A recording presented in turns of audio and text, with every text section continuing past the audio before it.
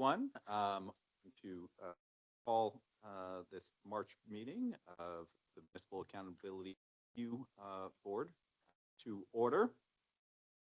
To begin with, I'd just like to introduce myself. So I am Josh Bojic. Nominated me to serve as the next OPM secretary. So I've been serving in an acting role since beginning of December. This is first MARB meeting, so it's very good to meet all of you. Look forward to working with you as we go along. I was planning on welcoming and introducing Edward Levy as a new member of the board as well. However, Mr. Levy is out of state today and can't attend, so we this is a regularly scheduled MARB meeting. MARB members and speakers, just please remember to speak clearly into the microphones so that your comments will be recorded for the minutes. Does the Treasurer's Office? Thank you, Mr. Secretary. I just wanted to welcome you and say that I'm really excited to be working with you and to continue working with all of the wonderful folks at OPM. I look forward to welcoming Mr. Levy at our next meeting, and just wanted to introduce Deputy Treasurer Sarah Sanders, who's joining us in the room from Treasury, as well as a number of my colleagues online, and appreciate all of the work that they put in for some of the things we're considering during this meeting alongside the great people at OPM. Thank you. So this would bring us to the public comment portion of the agenda. Members of the public are provided an opportunity to speak, and before making any of their comments, members of the public will be recognized. So wanted to ask and see if there are any members of the public who have any public comment.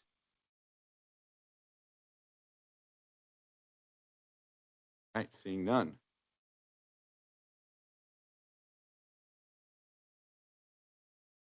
Move on.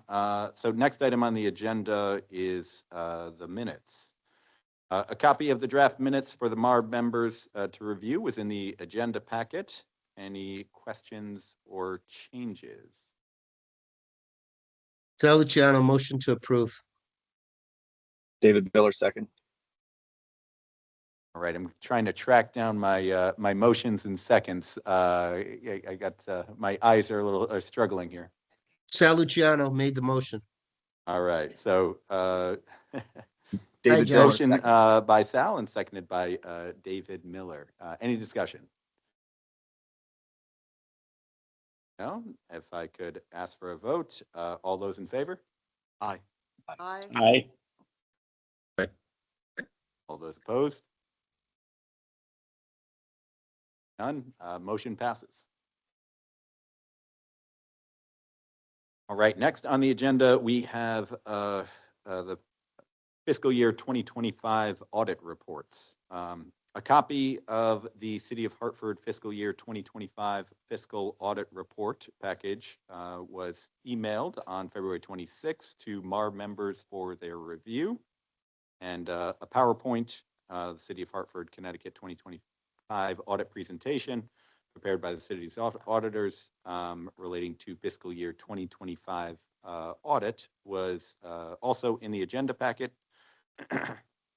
CLA auditors Leslie and Grace are here to discuss the fiscal year 2025 financial audit, the federal single audit, and the state single audit.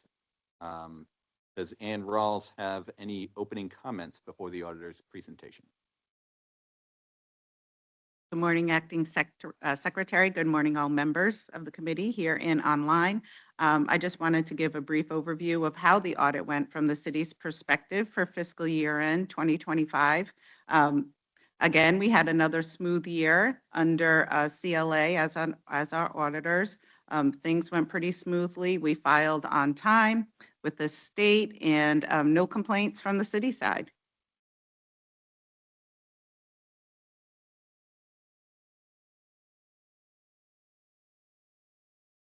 Is it okay if I share my screen, Secretary? Can you guys all hear me? You're a little low, Leslie. Okay.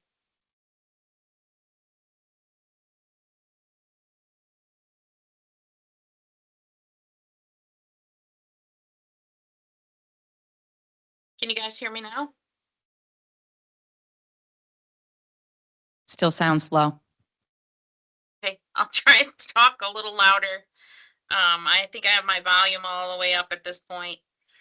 Can you guys all see my PowerPoint screen? Yes, we can. Okay, great. Thanks, Kim. So thank you, everyone, for allowing us to speak on the City of Hartford today. We're presenting the June 30th, 2025 audit results.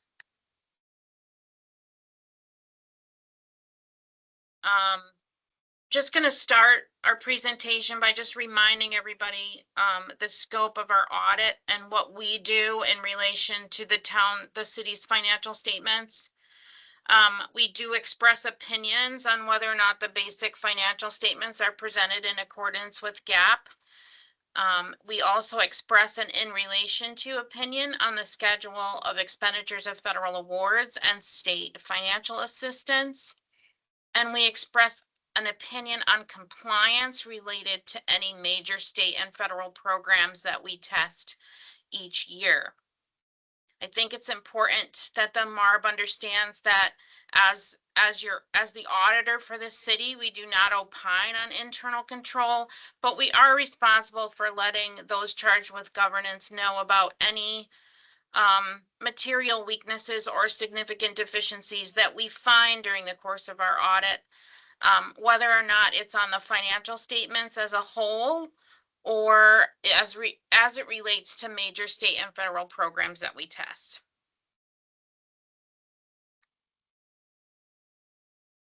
I'm pleased to report that the city had an unmodified opinion on the financial statements as well as the federal single audit and the state single audit. That's what the city would want to receive each and every year. That's a clean opinion all around. In terms of internal control results, there's no material weaknesses and no significant deficiencies to report to the city or the MARB for the City of Hartford as it relates to the financial statements, the federal single audit, and the state single audit.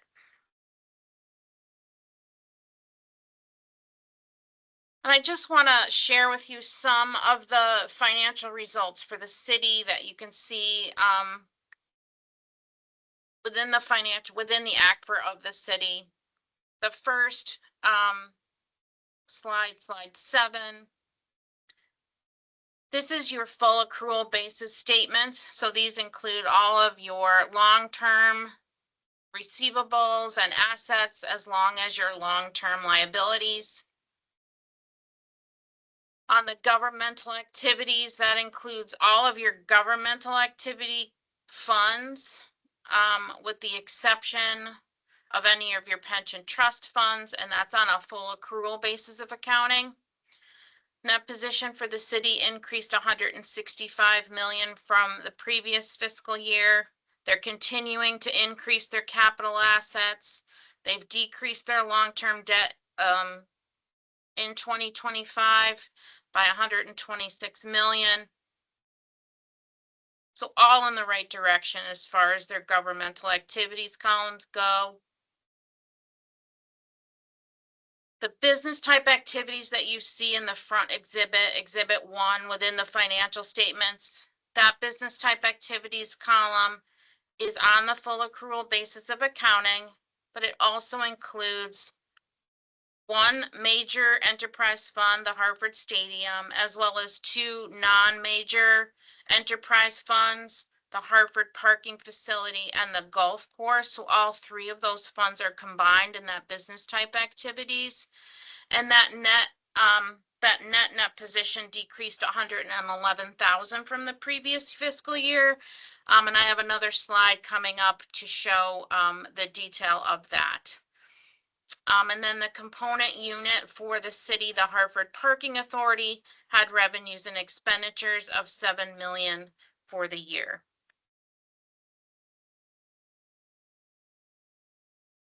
In terms of activity within the general fund for fiscal year 6/30/2025, fund balance did increase by 509,000. As far as budgetary results, budgetary expenditures were less than budgeted. Revenues were significantly more than budgeted, which led to that increase in fund balance. Tax collections continue to increase as well. So all positive results for the general fund for 6/30/2025.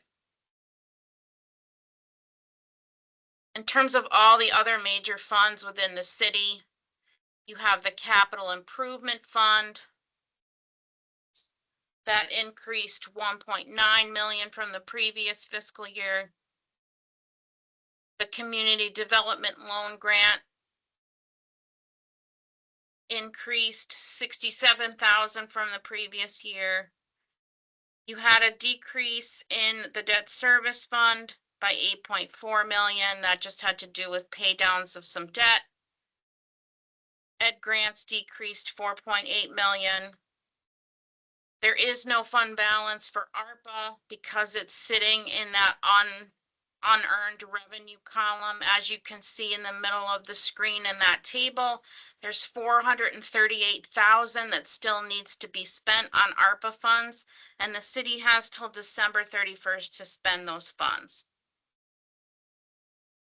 The miscellaneous grants fund decreased 58,000 from the previous fiscal year, and then that non-major governmental fund column decreased 4.7 million.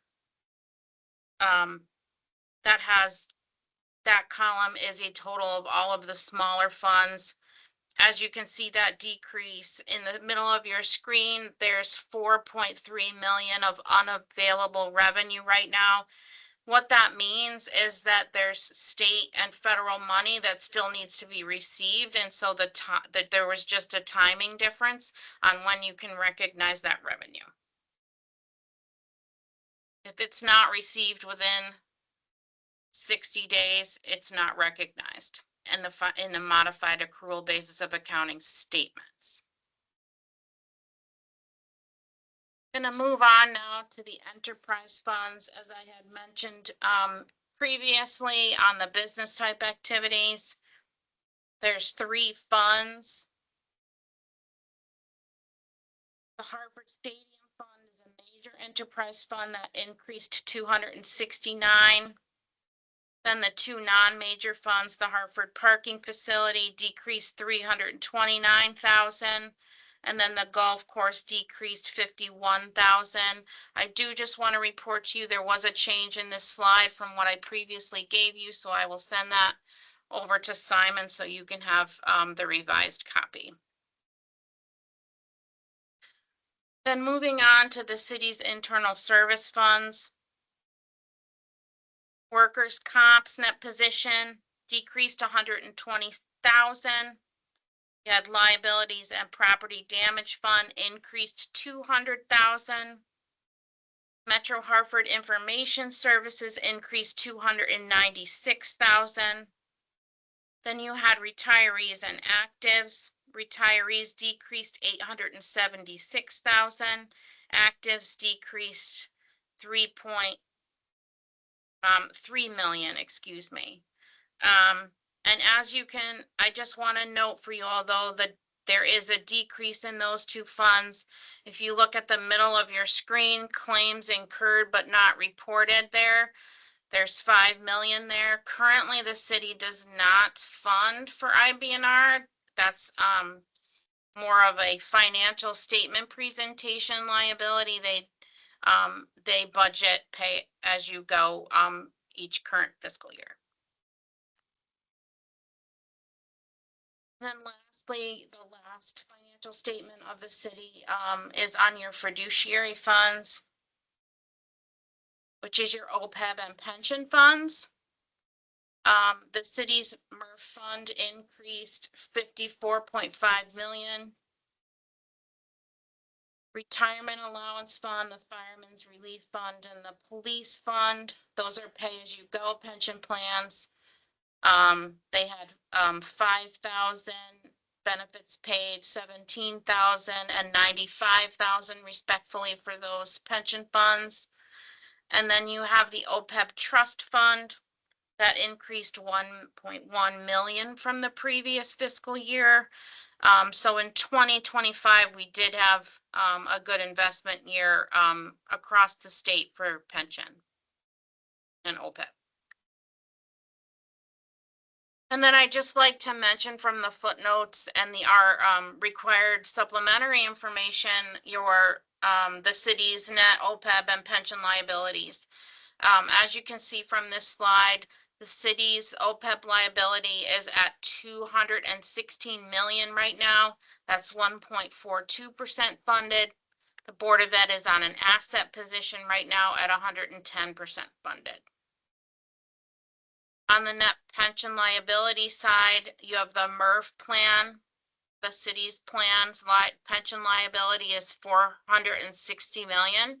That's 71% funded. As I said earlier, those other plans are pay as you go, and that net pension liability for all three of those plans is 628,000. Then you have the 415.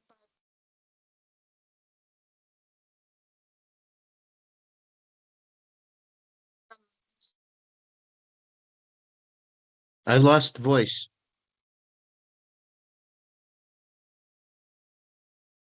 So did we. Did everybody? Can everybody still hear me, or is it just him? Yeah, you cut out.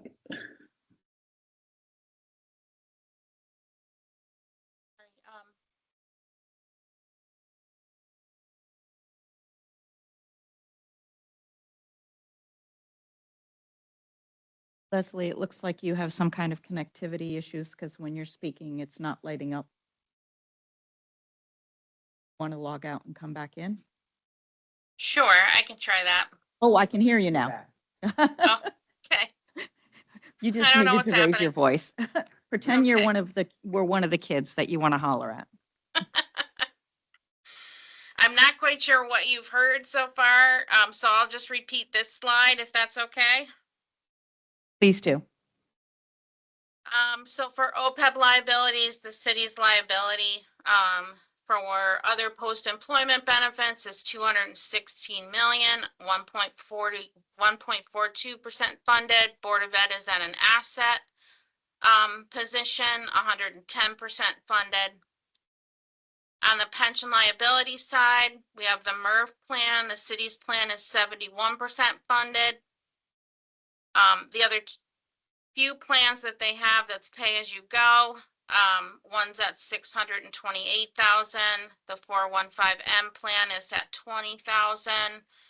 The MERS plan is the state plan. State allocation, the city's allocation for the state plan is 41.7 million in terms of net pension liability, and that's 72% funded. That's administered by the state of Connecticut.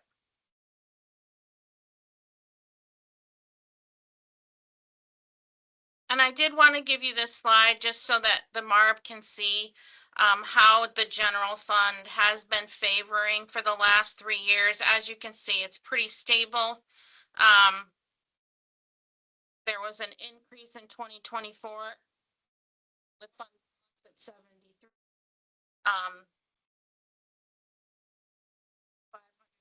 $500 increase has stayed pretty stable for 2025.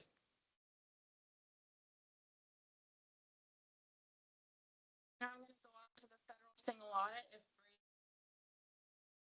Activity that We can't hear you again, Leslie. oh boy. All right.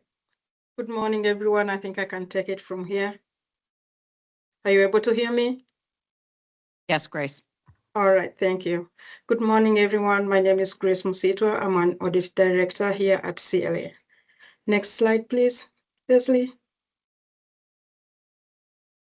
All right, so this slide has a summary of information from the Federal Single Audit Report we issued for fiscal year 2025. Total federal awards expended were 149 million. We tested the following major programs: Housing Voucher Cluster, Community Development Block Grant Cluster, and Special Education Cluster.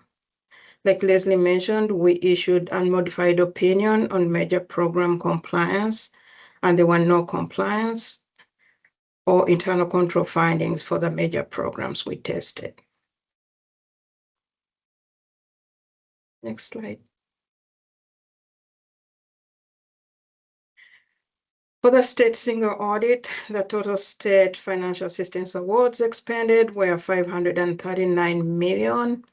The major programs we tested were Urban Act grants, Alliance District, and tiered payment in lieu of taxes. We issued unmodified opinion on major program compliance, and there were no compliance or internal control findings for the major programs we tested.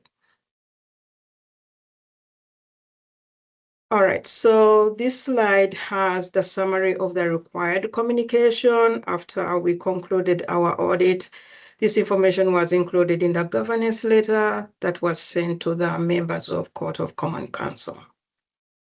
Overall, for fiscal year 25, the city adopted Governmental Accounting Standards Board Statement number 101 for compensated absences. This involved a lot of work for the city, and we are grateful they were able to help us with this. They also adopted GASB number 102, certain risk disclosures. So the implementation of both of these standards did not affect beginning net position of the financial statements.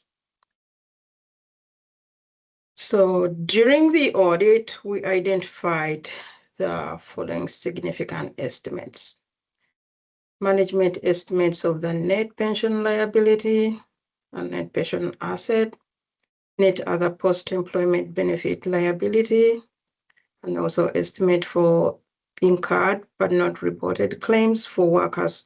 This one includes workers' compensation, medical, dental, and general property liability, and also estimate for the value of alternative investments. So the estimates, the management estimates, are based on actuarial assumptions, and changes in these assumptions affect the recorded liability at their end. We also want to report to you that there were no difficulties encountered in performing the audit. There were no disagreements with management. Management did not consult with other accountants. We did not have any uncorrected misstatements. And lastly, no independence issues were noted during the audit. That's the end of my presentation. Leslie will now talk about upcoming GASBs. Hopefully you guys can still hear me. I just want to let the MARB know and the city know there's 2 standards that are coming down the pike for the financial statements. One of them is the GASB Standard 103 on financial reporting. This is going to affect any of the enterprise funds, the MD&A, and the budgetary schedules, and we will work with the city to make sure that they comply with these requirements. The second GASB that's applicable for 2026 is certain capital assets. This is more of a disclosure standard where there is going to be increased disclosures on capital assets. We don't feel that's going to be a heavy lift for any of our towns and cities in the state of Connecticut, but we did want you to be aware that the standard is applicable for 2026. Does anybody have any questions?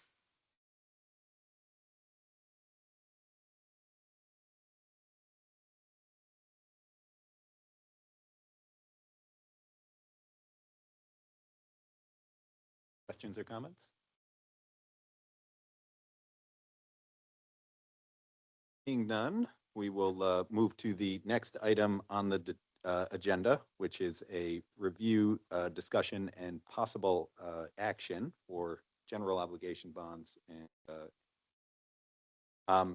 so the city has been working on the issuance of a $25 million general obligation debt for critical infrastructure and 25 million in lease purchases for public works equipment, fire apparatus, IT infrastructure, et cetera.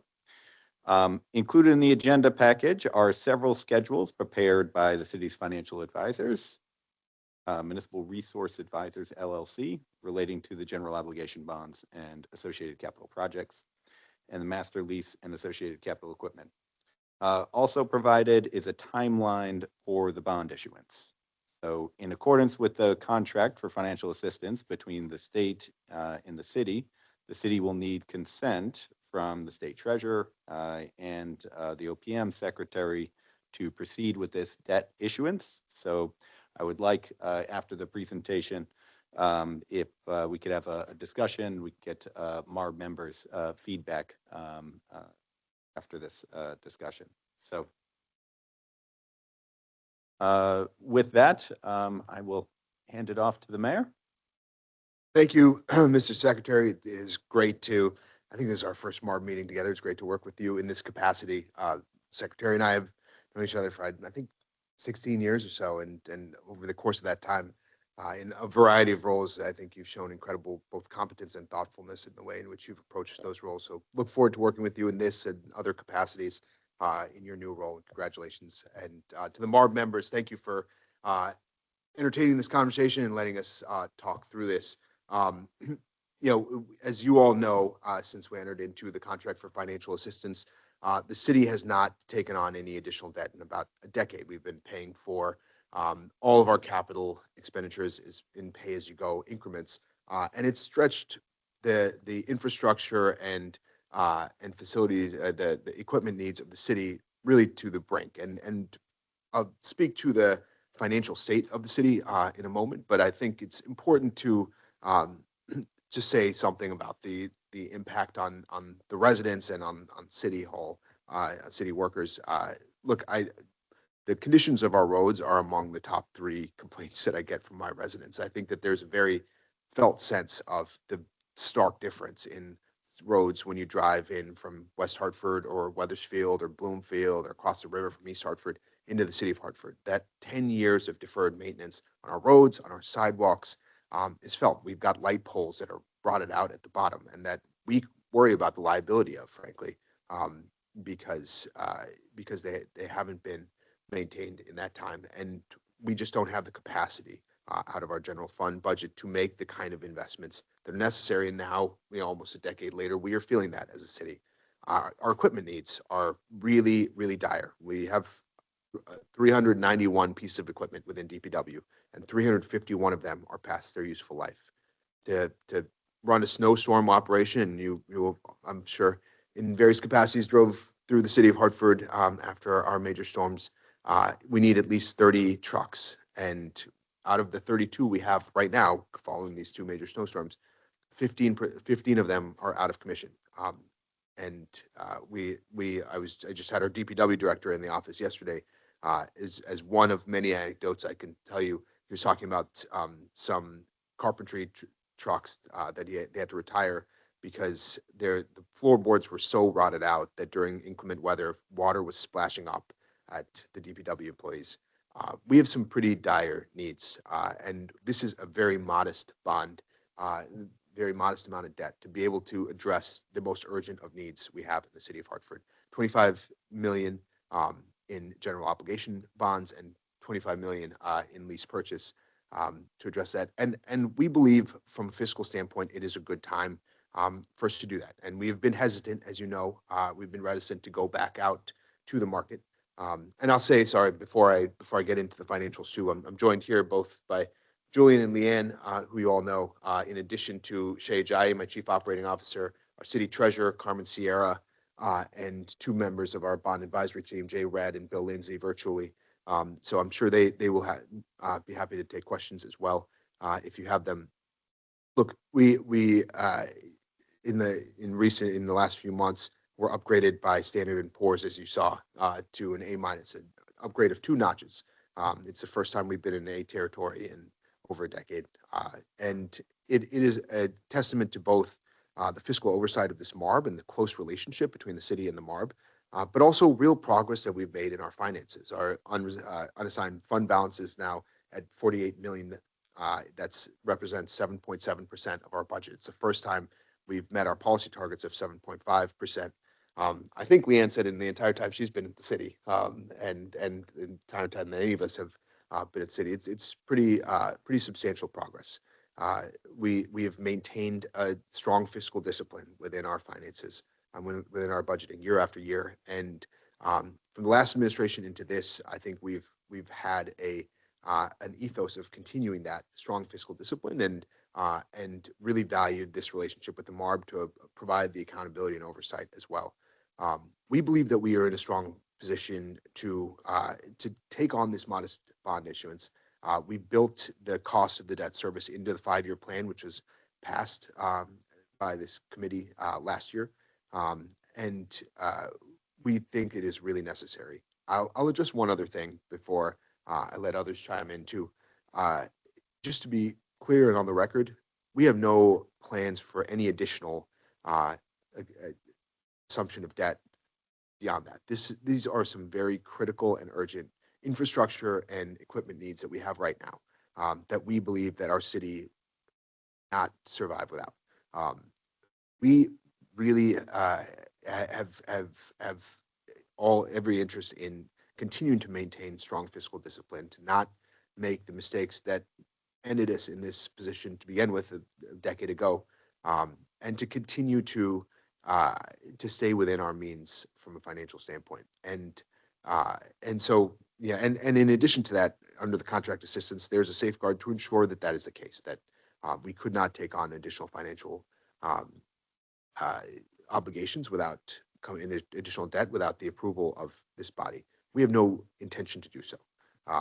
And we are coming here and requesting approval of this one very modest issuance of debt, 25 million general obligation bonds, 25 million in lease purchase. And I appreciate your consideration of that.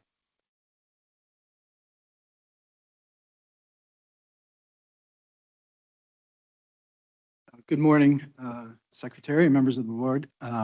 I can just walk you through some of the exhibits and schedules that were included in your information packet, just to add a little more detail to the content or the uses of the proposed bonds.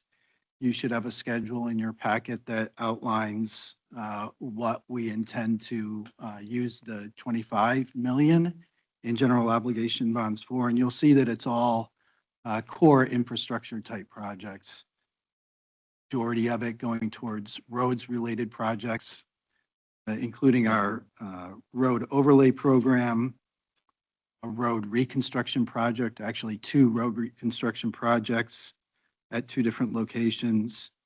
The mayor mentioned the street light condition and replacing a good portion of the street light stock. Our ongoing sidewalk replacement and repair program. What's listed as ADA compliance, which is primarily ADA compliance with sidewalks and the transition from sidewalk into street. There is $1 million for a streetscape project, which is described there on Maple Avenue, and $3 million towards our flood control program, specifically pump station improvements. There's also a list of the equipment that would be replaced through the master lease. You'll see those are, again, sort of bread and butter equipment for our municipal operations, several fire apparatus. I'll just note that most of the apparatus and heavy equipment that's listed on this page is, Mayor pointed out, pretty old. A lot of these are from the 2001 to 2008 vintage. But there's a list of fire apparatus, heavy equipment for public works, and there's also a piece that would go towards our information technology, largely for security and IT infrastructure. Mayor also mentioned that this was incorporated into our 5-year plan. that was reviewed and approved last year. We had an idea that we would be proposing going out to market. And now we're at the point of execution and have more detail to it, but I just wanted to revisit what was in the 5-year plan compared to, our updated thinking and timing. So there is an exhibit in the handouts. It's top of the page, impact on 5-year plan. And in that exhibit, it's essentially a comparison of the debt service requirements as anticipated in last year's 5-year plan versus the debt service requirements that we're now projecting. So you'll see rows that represent the general obligation bonds, principal and interest payments, and the capital lease projected payments. And although our timing has shifted somewhat, we're projecting that the budgetary impact will land more or less where we anticipated last year. In the variance column, it shows that there's some year-to-year variances between the original projections and our updated projections. In the whole are largely immaterial changes, about 100,000 or less per year.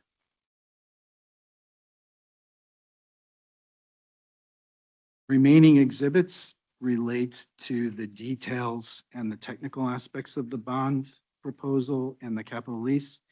And we have Jay Red and Bill Lindsay on the call who can provide a quick overview of those aspects of the. Okay. Good morning, everyone. I hope everyone can hear me. My name is Jay Red, the co-financial advisor to the city. And what I'd like to do is step through the financing schedule that was updated. And I believe Julian distributed to the members in the room this morning. And as you can see, this schedule is derived on a week-by-week basis.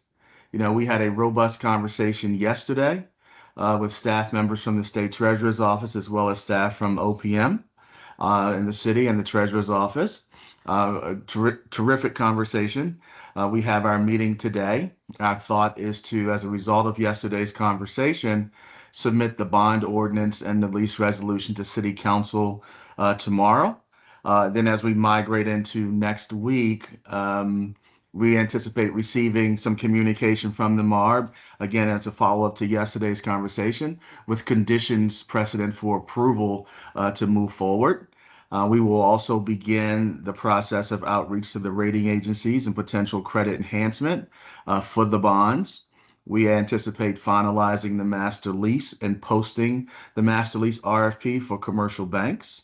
As I understand it from Jonathan Corporation Counsel, next Monday will be the first reading, the introduction of the bond ordinance and the lease resolution to City Council to ignite and start that process. As we get into the following week, we will again continue to work on the documents for the bond offering.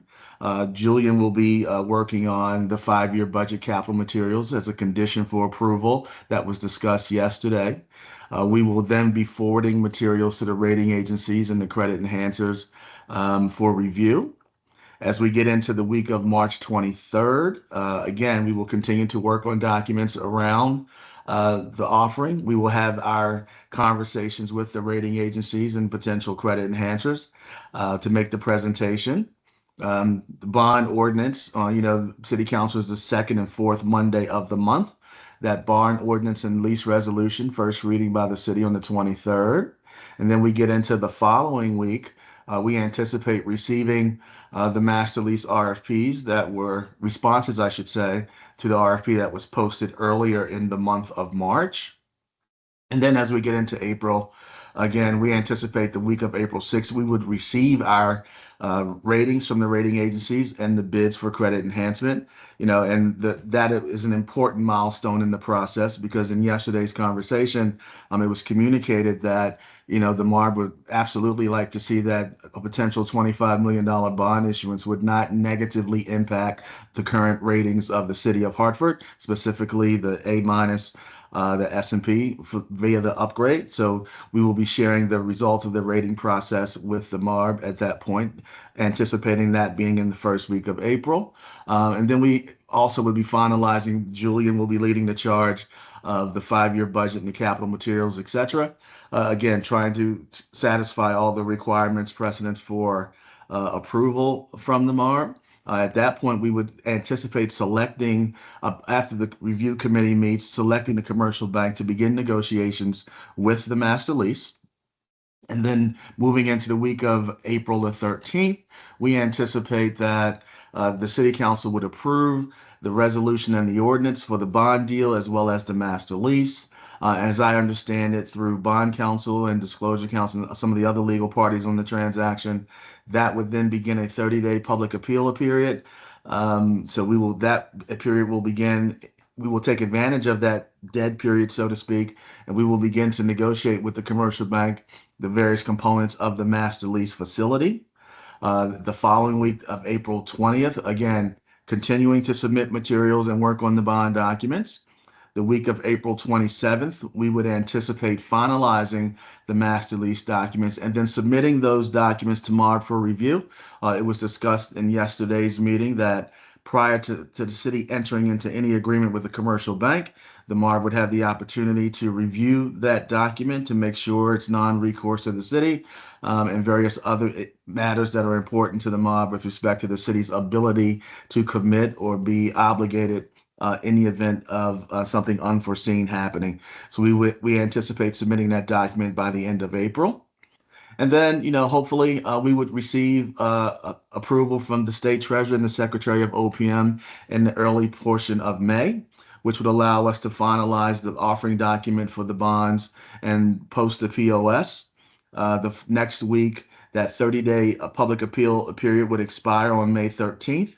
And we would have a due diligence call and get the bonds into the market on the 14th. And then as we migrate into the week of May 18th, we will be marketing the bonds, answering any questions from investors, and then anticipating pricing those bonds right after Memorial Day, the week of May 25th, and execute the bond purchase agreement with our underwriter. And then we would work to finalize all documents associated with the transaction the week of June 1st, and then targeting a closing of June 8th. And one thing that could potentially have this schedule move up and move a little bit faster, if there was some reinterpretation or something with the 30-day public appeal notice period, if that was shortened or whatever, we would go sooner. If not, this is a preliminary schedule based on yesterday's conversation with the steps we need to take. We're looking at closing this transaction in the first week of June. And then simultaneous to that, once the MARB has signed off on the master lease document, we would then look to establish that facility. And then Julian would, as we've discussed this morning with respect to his DPW needs, would begin the process of ordering various equipment. Some may require deposit, others may not, begin to implement the usage of the master lease facility. And then the other thing we've done, and I'll yield to Bill Lindsay, the co-financial advisor, we have run some schedules with respect to the potential structure. What we've done is we've used a level principal 20-year amortization structure, which is very similar to what is used at the state treasurer's office on the GO credit. So Bill, you want to step us through the preliminary numbers associated with the structure? Absolutely. Thank you, Jay. So good morning, Mr. Interim Secretary and members of the board. Again, my name is Bill Lindsay, and I'm with the firm of Munistat Services. We are a co-financial advisor for the city on this transaction. As Jay mentioned, included in your packet was a numbers run with the structure of the bond issue. Pretty straightforward transaction. It will be a negotiated transaction. The city has selected Cabrera Capital Markets as the sole managing underwriter for the transaction. The structure of the bonds, can be seen on page 3 of the number run. It is, as Jay indicated, a level of principal structure for 20 years. The first interest payment is at 6 months after issuance. And then the first principal payment will be 12 months after issuance. So pretty straightforward, plain vanilla transaction. Included in the number one is the assumption that the city will obtain a credit enhancement or bond insurance from one of the two major credit insurers. But the city does plan to seek updates on its underlying ratings from both Standard & Poor's and Moody's. I don't know if there, I'll be willing to take any questions on the structure, if there are any.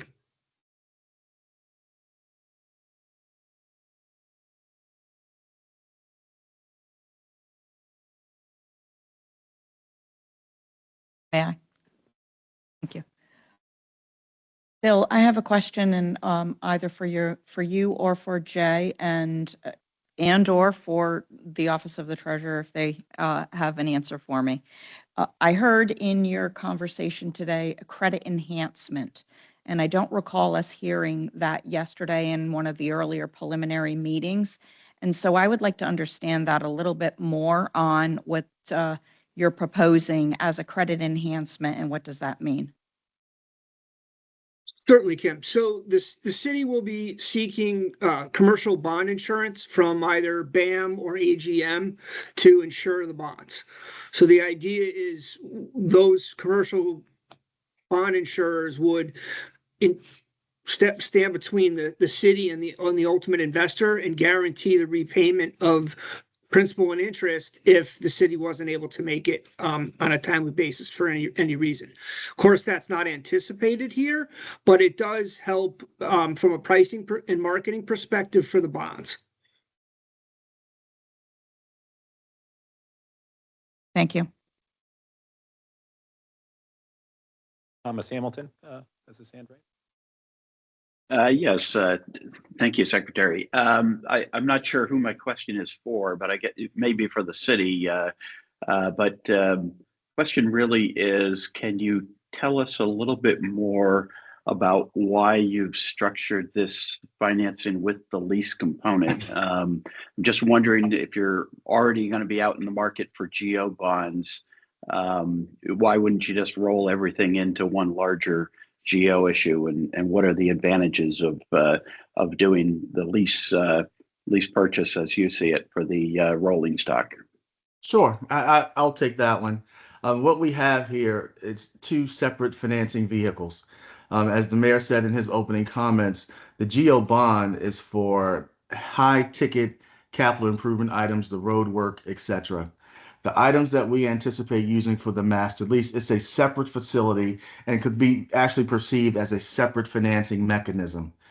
The items for that via DPW have a much shorter shelf life and useful life. So it's more appropriate to finance those items under the master lease, and typically we'll be financing in a 3, 5, or 7-year tranche for those type of DPW items. The other items for the GO bond deal have a much longer useful life and therefore will be financed over a 20-year period. So we really have two different financing mechanisms, one for short-term recurring needs, the other for long-term capital improvement needs.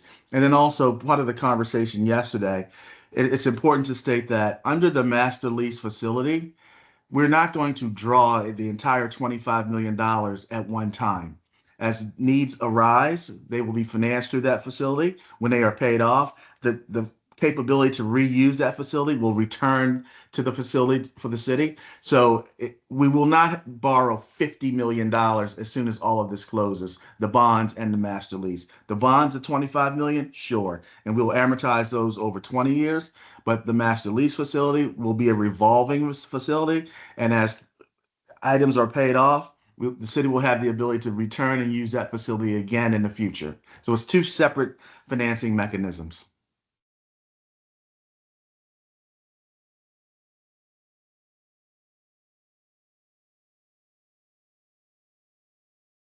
Questions, comments?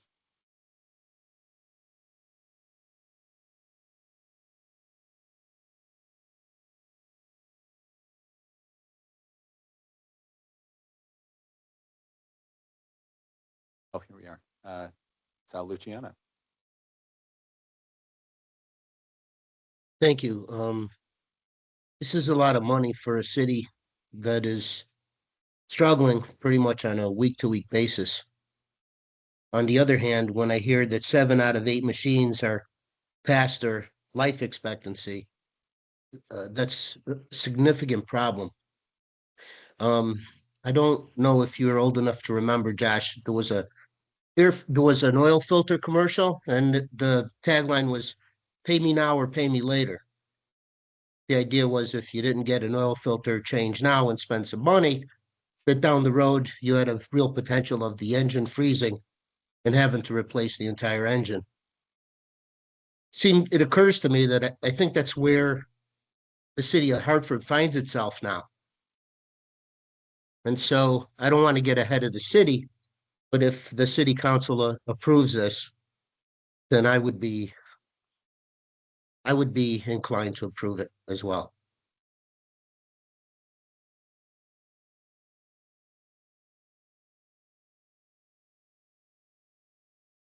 Other comments, thoughts?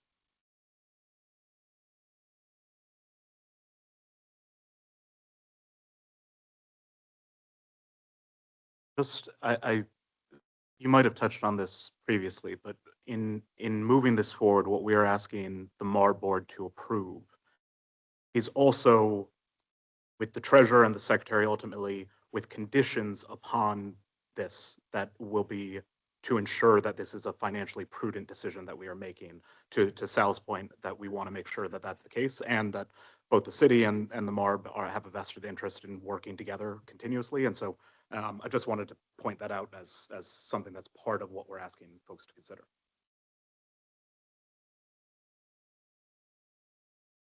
Correct. One example is that we don't have a copy of a master lease today. So we don't know what that is going to look like from financing perspective for the long term. So it would be helpful if we did get an opportunity to take a look at those documents. So that would be one of the conditions.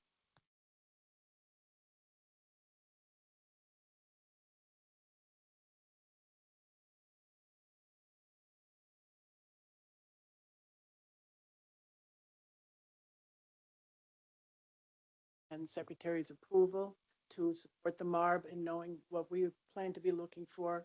And I think I was asked to summarize that. The idea was also that the minutes would reflect those conditions that we plan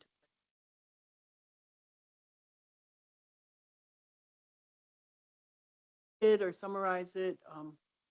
That'd be helpful. Thank you.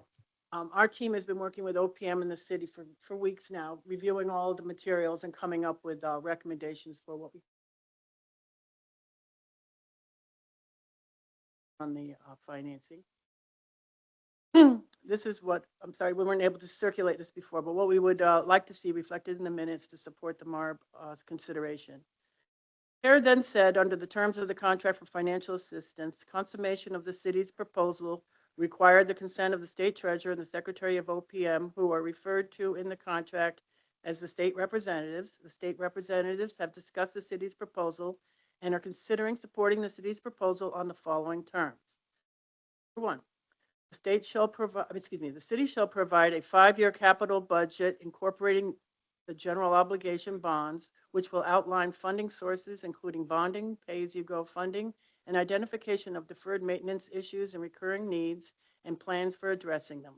As part of the annual submission of MARB of its 5-year financial plan, it shall submit an update to such capital budget for the ensuing 5 years. At such time as the city may no longer be under the requirement of submission to MARB, it shall make such submission as part of its materials supplied to the state representatives under Section 9B of the Contract of Financial Assistance. That's the first one, is to get overall capital plan with funding sources for 5 years. Second one is that any financing shall have a maximum maturity of 20 years, level principal repayment, and the weighted average maturity not more than 120% of the average life of the projects financed. Number 3, no part of the financing shall be for working capital. Number 4, the city will supply evidence satisfactory to state representatives that the financing proposal will not result in a downgrade of the city's current bond ratings. 5, the city shall submit its request for proposals regarding the lease financing components at the time it is published and shall submit the form of the lease agreement proposed and the initial list of equipment to be financed for the review of the state representatives. And the lease financing components and any related agreements may be executed only after review and approval by the state representatives. Chair also said that any consent would make clear that there was no indication that any future financing would be approved and that the city has represented that it did not intend to seek consent of future financing.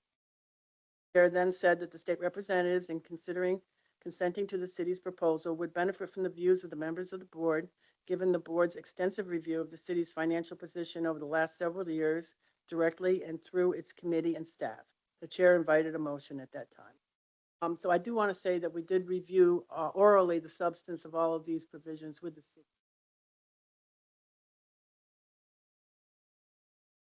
Thank you very much, Deputy Commissioner.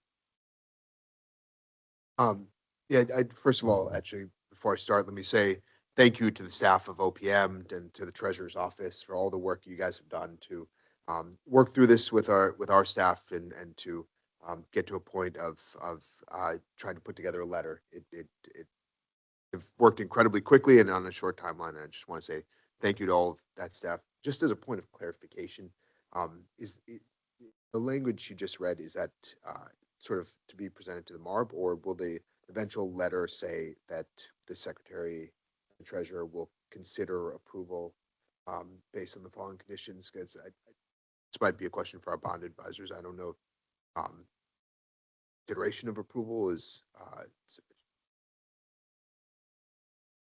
And just wanted to clarify that one. I mean, I think the idea was that we wanted the MARB to recognize that these were going to be conditions to help support the MARB approval, and that approval would recognize that the approval, according to the terms outlined, is a condition. I think we were trying to wrap it into the MARB approval, but Correct. And ultimately, Mr. Mayor, the letter that will be issued by the state representatives, which is the treasurer and the secretary, will detail those in the letter, that those are the terms. And I think the purpose of that statement today is to invite the thinking and the deliberation from the board members to the extent, out of respect of the board members, there are subject matter experts that may have things that we may have missed that they would want to be included as a condition precedent in that process. Those are things that we deliberated over the last couple of days with members from your staff and Jay and others from the Treasurer's Office.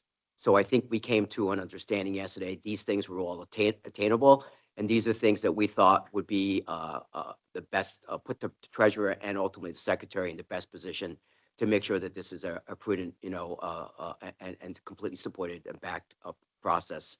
So that's in a nutshell where we are. That's helpful. Thank you guys for that clarification. And city agrees that these are conditions that are. I mean, I love Jay's spirit. I'll just say this. It's a very aggressive schedule, and I appreciate that for all the reasons that I don't need to get into. So I love his advocacy. Having said that, obviously, to the extent you sit down with Standards and Poor's and Moody's, and for some reason they say this tranche of money is going to potentially bump you down from A-, then we're very clear on that. That is something that we're very concerned about, and that's a condition precedent that we do not want to endanger the good work that's been done. Obviously, if the bond rating goes down, your borrowing costs are going to go up, and so that would be a reflection on Julian's, flow sheets here. The expenses would go up. So those are all things that's just like for that. That's a key example, a concrete example of some of the things that none of us in this room are in control of. Those discussions you have with your rating companies in the next couple of weeks will be critical from the standpoint of getting buy-in, that this is going to be something that won't put you in a position that will have downgrade. None of us, I think we all agree that we all do not want that. Yeah, we full agreement on that, and I appreciate the clarification. Thank you. I would invite any additional comments on those conditions as folks heard them.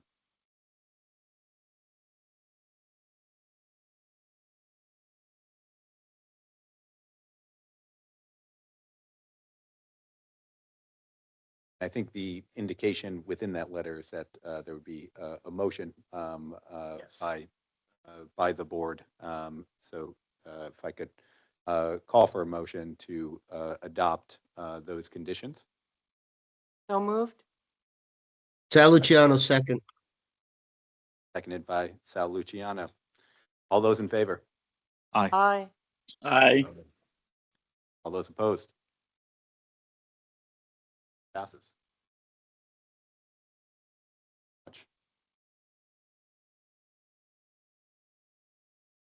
Okay, we are.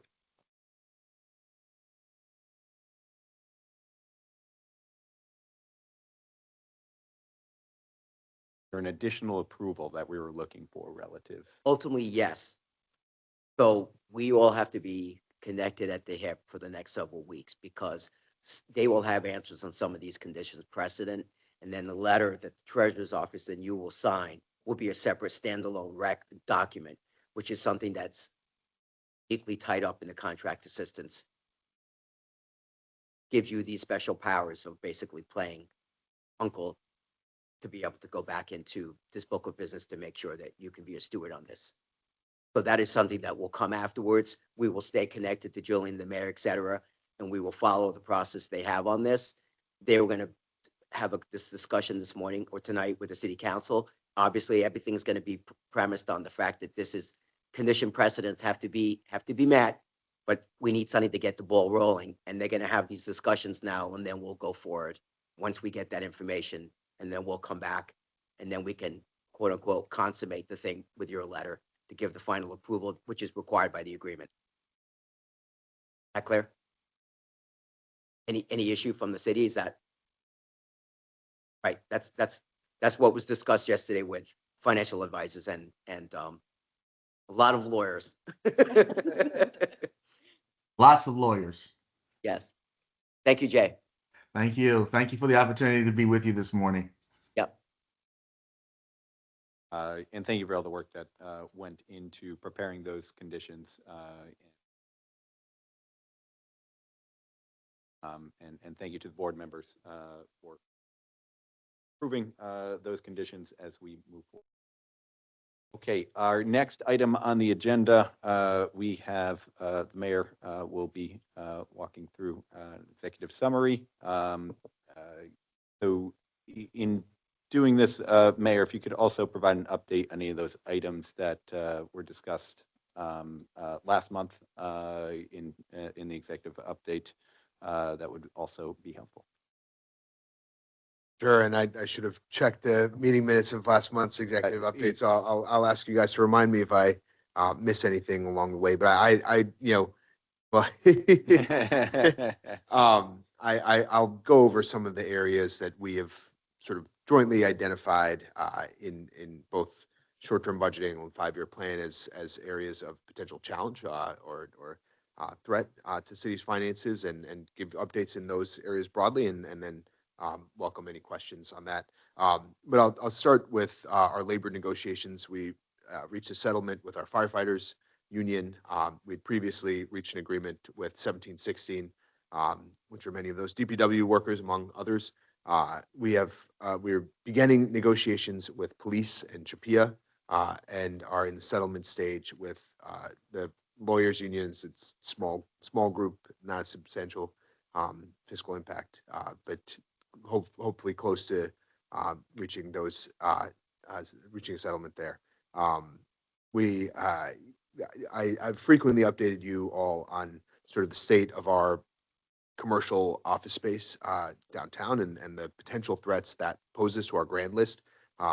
We think the occupancy rate, the real occupancy rate, is slightly over 40% within our downtown, and it's obviously a unique challenge to the city of Hartford. We've got more commercial space in Bridgeport, New Haven, and Waterbury combined, and rely heavily on that downtown commercial space.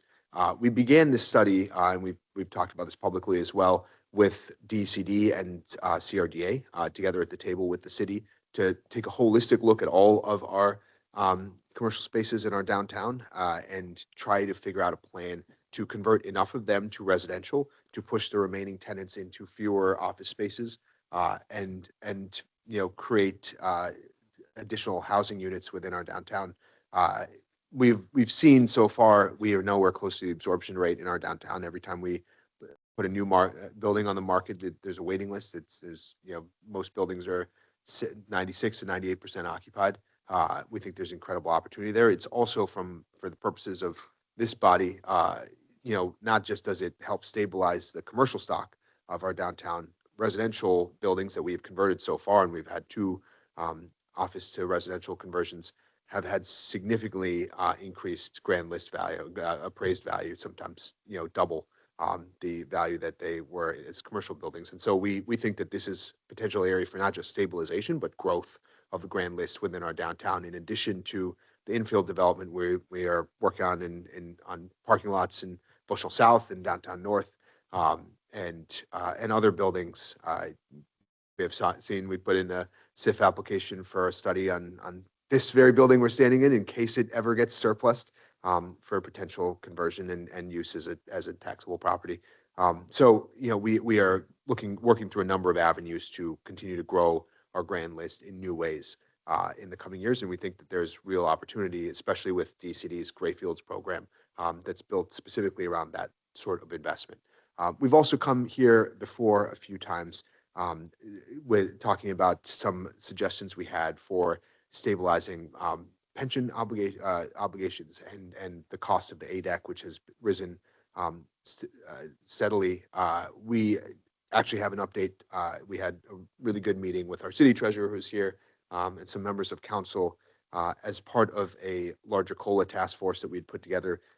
We hired an independent actuarial advisor to look at some of the potential cost stabilization measures that we had discussed here, the potential buyouts for smaller pension, the value of potentially moving to the Connecticut Municipal Employee Retirement Fund. And so we are now engaged in a process of trying to model out what that might look like and whether there are indeed cost savings that could be found as a result of that. And then the final area, and I know there will be a longer discussion on this that unfortunately I won't be able to be part of, is in our education system. We recently discovered in the last few weeks that there's a current fiscal year deficit of about 22 million, as you saw on the slides, and a projected fiscal year 27 deficit of 45 million within our Board of Education. And we after finding that out, had a meeting this morning, actually, with the superintendent and the chief financial officer, and are hopeful about the coordination and collaboration between the city and the Board of Ed there. I will say, it's something that we have been working on since last summer, and in the fall, as some of you saw, we tried to begin a process of studying, deep dive into the schools, working with the State Department of Education. We worked on a study, a enrollment and feasibility study, to try to work on a longer term plan. We tried to look at potential consolidation of some back office functions. It's something we set aside dollars in our previous budget on. And then, potentials around consolidation of schools, which may not produce immediate savings in the short run, but by stabilizing those schools might help with some of the continual drops in enrollment. We had a drop of 1,300 students in enrollment from our schools in this past year. And by creating, economies of scale within schools, so we've got 11 high schools in the city that used to have 3.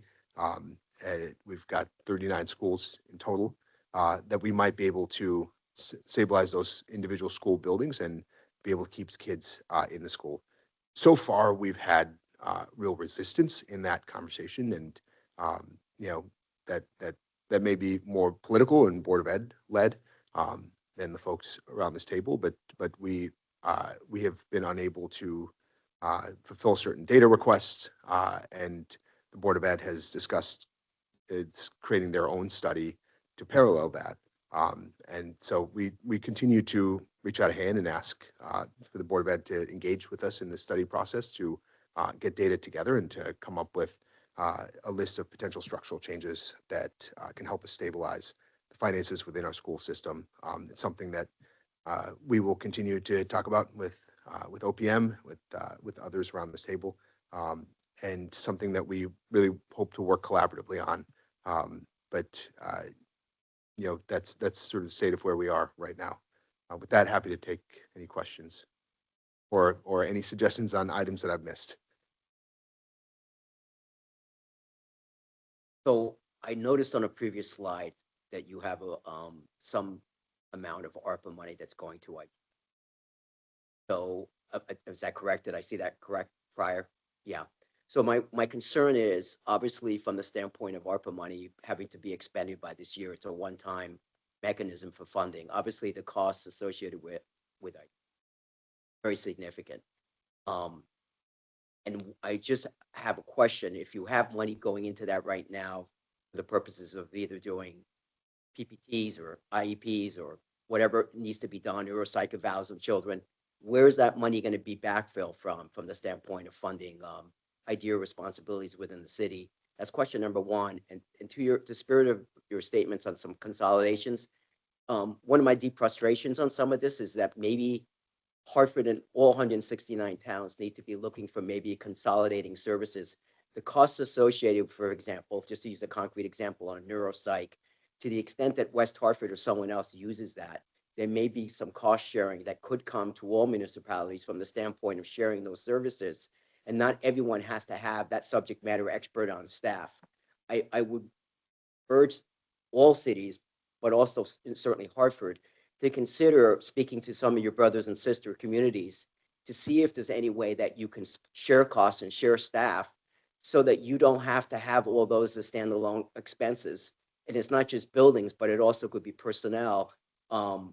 This is something that I did in another life, so I'm very familiar with all the costs and associations with some of this, but there may be some savings that could be structured from that. But certainly, going back to my point on ARPA, if those were one-time funds, you could have, a big problem when those monies go away to the extent you're relying on those to satisfy your responsibilities under IDEA.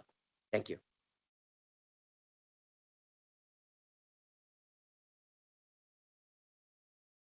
Morning. I just wanted to clarify on the ARPA funds. I think you may be mixing up the slide from CLA regarding the regular audit versus the slides regarding the federal and single audit. So the remaining 400 and some odd $1,000 of ARPA funds are from the city side out of the original 112 million that we received. They're all obligated for other projects, non-educational projects. They don't have anything to do with the idea. I'll just add on the second part of the question. I think that I believe it's $11 million that the state set aside in the last in the special ed bill last year for the creation of in-district special ed programs offers a real opportunity for creation of regional special ed programs and maybe some revenue generation from billing surrounding towns for services provided in district. It's another item that I brought up with the board soon after that was passed and probably is worth re-engaging on. But I think creates real opportunity. I know it's something that I've spoken to surrounding town mayors about and proposed early on, and something that creates real opportunity for collaboration. So, thank you for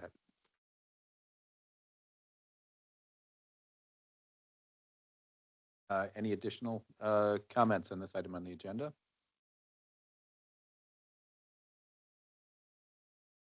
All right, we are going to move to item number D, which is a review and discussion of the city's monthly financial report, which was included in your packet. So I will hand it off.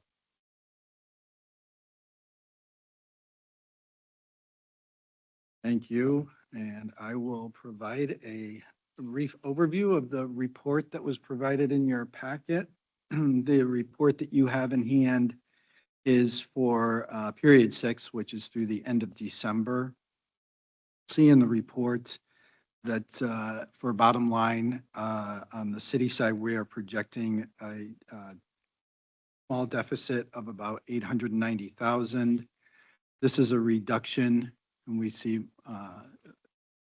compared to the prior month's report, which was for the month of November, We were previously reporting a deficit of about 2.1 million. In period 6, we are showing about $1 million favorable on the revenue side and about 1.9 million unfavorable overall for expenditures. The favorability in revenues at this point is all attributable to property taxes.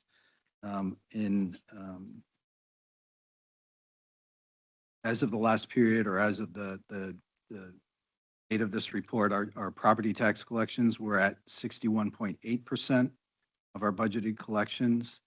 That compared to 58.5% for the same period last year. Our licenses and permits are at 46% of budget compared to 39.3% for the same period last year. The one area that is lagging a bit compared to last year is our interest income, down roughly 1.8 million compared to the same point last year. However, we did budget for a reduction. So overall, we're still projecting to come in at budget on our interest income. Our intergovernmental revenue is also coming in more or less as planned. In the report, you'll see that we're projecting to collect our intergovernmental revenue at the budgeted amount, but I will note that more recently, we did note that the state budget has included a few $100,000 extra in town aid roads and in the pilot calculation than we originally projected. So in the next report, you'll see a little bit of favorability there. And then our other revenues, which comprise less than 5% of our overall revenues, we're projecting some variances there, but not anything of any materiality. On the expenditure side, overall, through December, we're at 43% of our total budget. And that compares to 44.1% for the same period last year. Our unfavorability of 1.8 million or 1.89 million is comprised of about 400,000 unfavorable in payroll, and that's the net unfavorability, taking into account vacancy savings, less overruns in our overtime. I'll just remind everyone that we recognize our vacancy savings on a month-to-month basis, and so we tend to see over the course of the year our payroll projections improve as we recognize additional vacancy savings. Our benefits category is projected unfavorable at just shy of 1.6 million, and that's attributable to the attrition factor. The attrition factor for everything except our public safety personnel is budgeted as a negative number in the benefits section. So until we've seen savings in other elements of our benefits category, we show unfavorability in that section. Then you'll see some modest favorability in utilities and a couple $100,000 unfavorable in the legal expense section. Those are the highlights. I'm happy to take any questions on the expected revenues and expenditures. Questions or comments from members? I think for the record, excuse me, Secretary. For the record, it would be helpful for you to just note, since the end of the fiscal year projections at this very moment, we all know will move on a month-to-month basis. But as a comparison to last year's fiscal year end, what was your profit or surplus versus a deficit at the end of the year if we were to take a comparison when you got to the actuals? The projection at this time last year? No, at June 30th.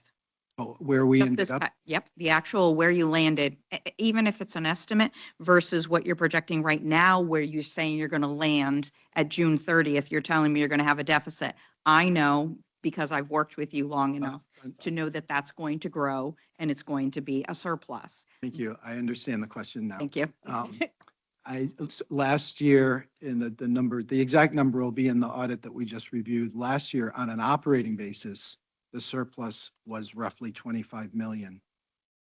The overall change in fund balance was about $500,000, and that was because there was a significant amount of assigned fund balance that we used last year for planned purposes.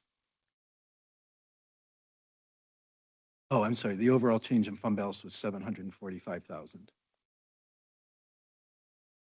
I'm not expecting as large a surplus this year. Obviously, we want to see a little bit more in terms of our actual revenue collections and see how overtime continues. We are in the midst of a bit of a rough patch with overtime with especially works, given the weather that we've had. So I think we want to see the dust settle a little bit more before we pinpoint exactly where that will land. Thank you, Julian.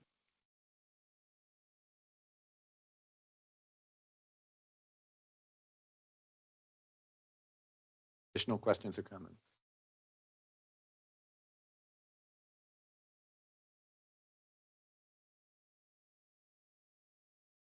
None. Thank you, Mayor. Thank you. That was One more item. One more item, excuse me. The city FY 26-27 budget update. budget update.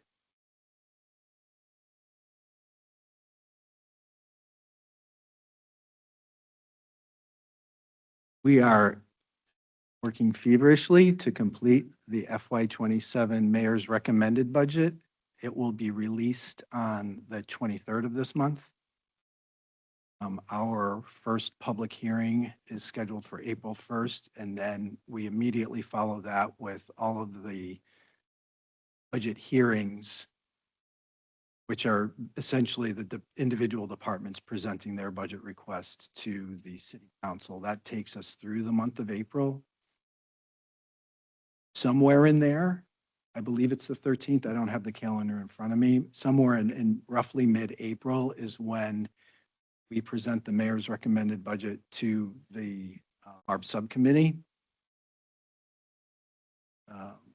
And in early May, planned, we would get the MARB's approval of the revenue assumptions in the budget. We would have a look at our 5-year plan. And then in the later part of May, by May 21st, the city council adopts the budget. If I can just add a little bit just to the substance of the budget, like most municipalities our size, we're contending with continued flat revenue and increased expenses year over year. And we're able to mitigate that last year without any additional revenue. It is getting harder as it has on many municipalities our size. But we are working through how to mitigate that gap right now.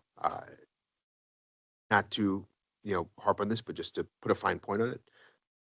My greatest concern for this coming budget is that I have not really seen articulated or heard a plan for the Board of Ed deficit side, which is, roughly 70 million between the current fiscal year and the upcoming fiscal year. Aside from hopeful projections around state and city funding, our greatest concern is the mitigation of that budget deficit in this coming budget cycle.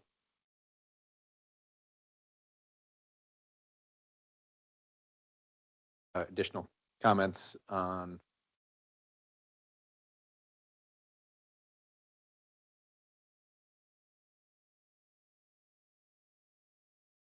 seeing none this time. Again, thank you, Mayor, and very much appreciate the presentation and the information.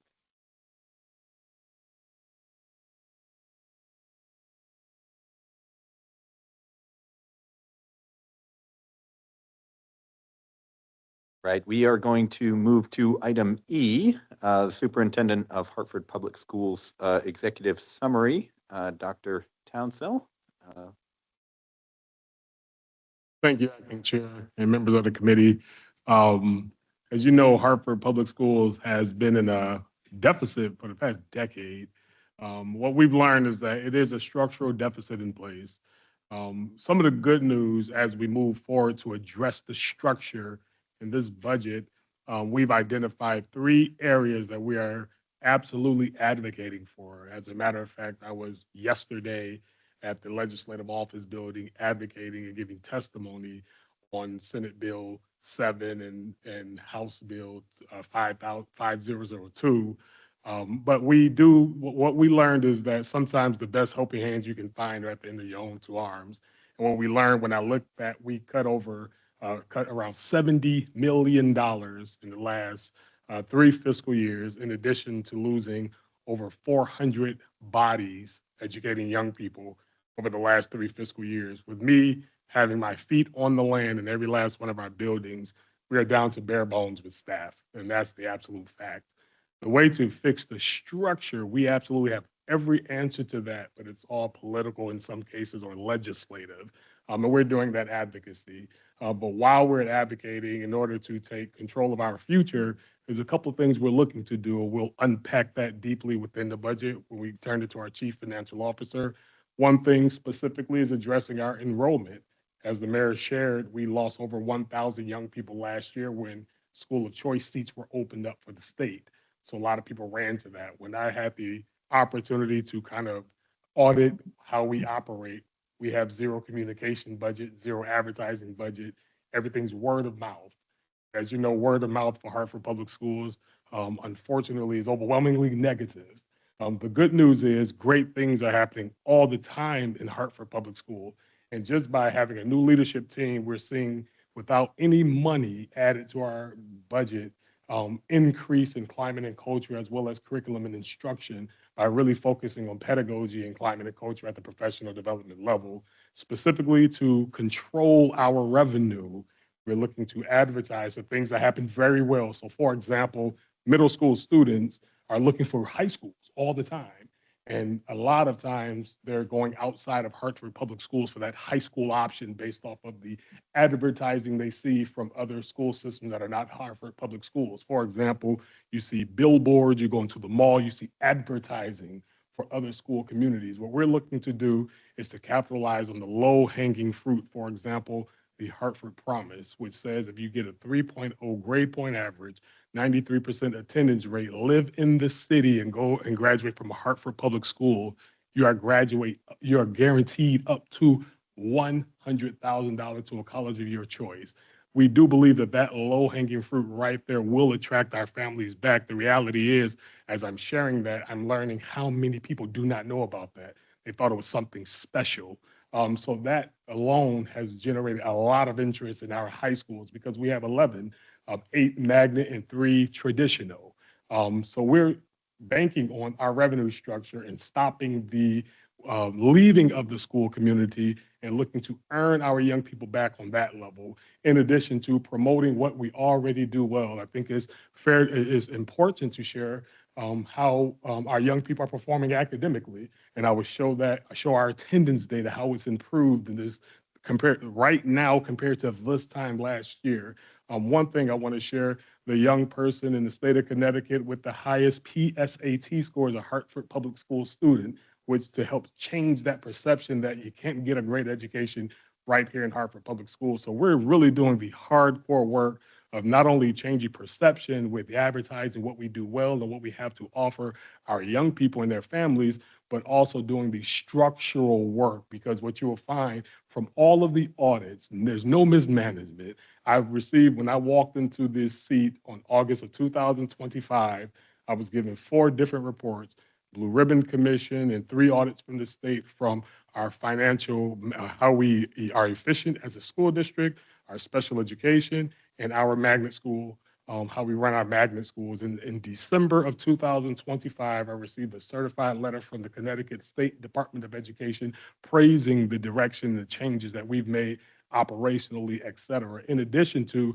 just yesterday being at the State Board of Education meeting, talking about the progress being made in Hartford Public School, not only with our finances, but with our academic achievement by renewing, for example, a grant for one of our middle schools, McDonough middle school, in addition to getting national recognition from the National Association of Magnet Schools, whereas 6 of our schools are identified as distinguished in schools of excellence in the magnet era, but we don't have the platform to promote that.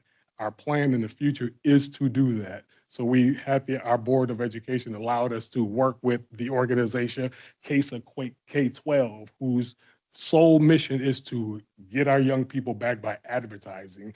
The good news is they do not receive a dime unless a young person come back to our school. So for every student that come to a Hartford public school, if we were, for example, to get $14,000 for that young person, they get paid $935. So there's still in a revenue stream coming there. So we're really trying to increase our revenue and really betting on ourselves, because as I shared previously, sometimes the best helping hands you find are at the end of your own 2 arms. And those are some proactive things that we're looking to do in real time.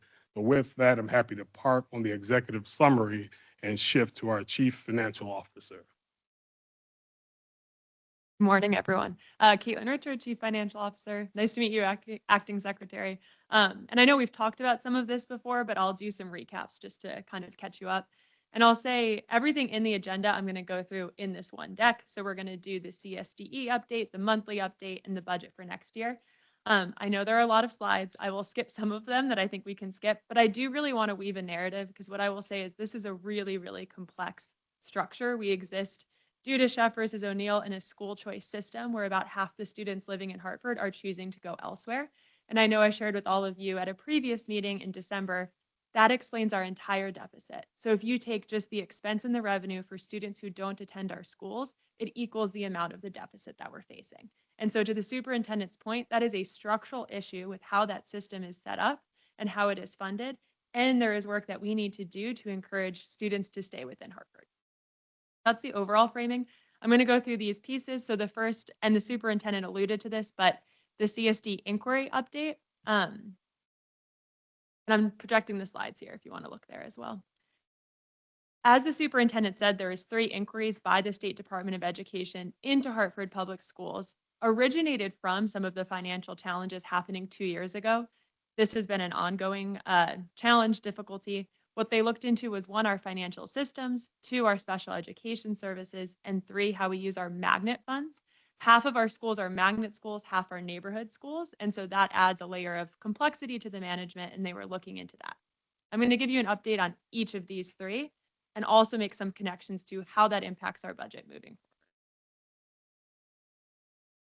The first piece is around our financial systems. As the superintendent shared, we've been getting good progress updates from the State Board of Education every month at their public board meeting that we are headed in the right direction. These are about our processes, procedures, efficiency, internal controls, everything like that, including just our collaboration internally, externally.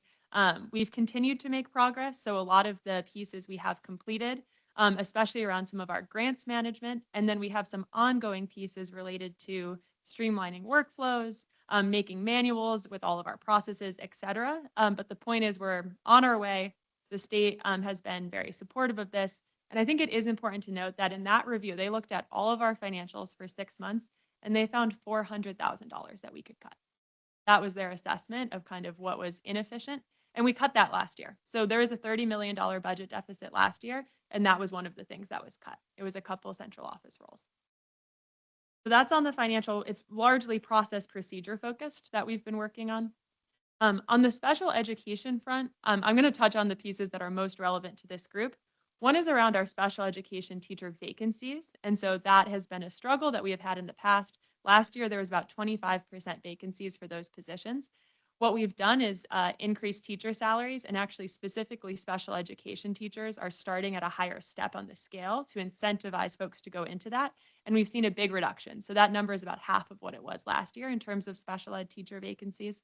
And that cuts down on some of the contracted services that we need to do when we don't have our own staff.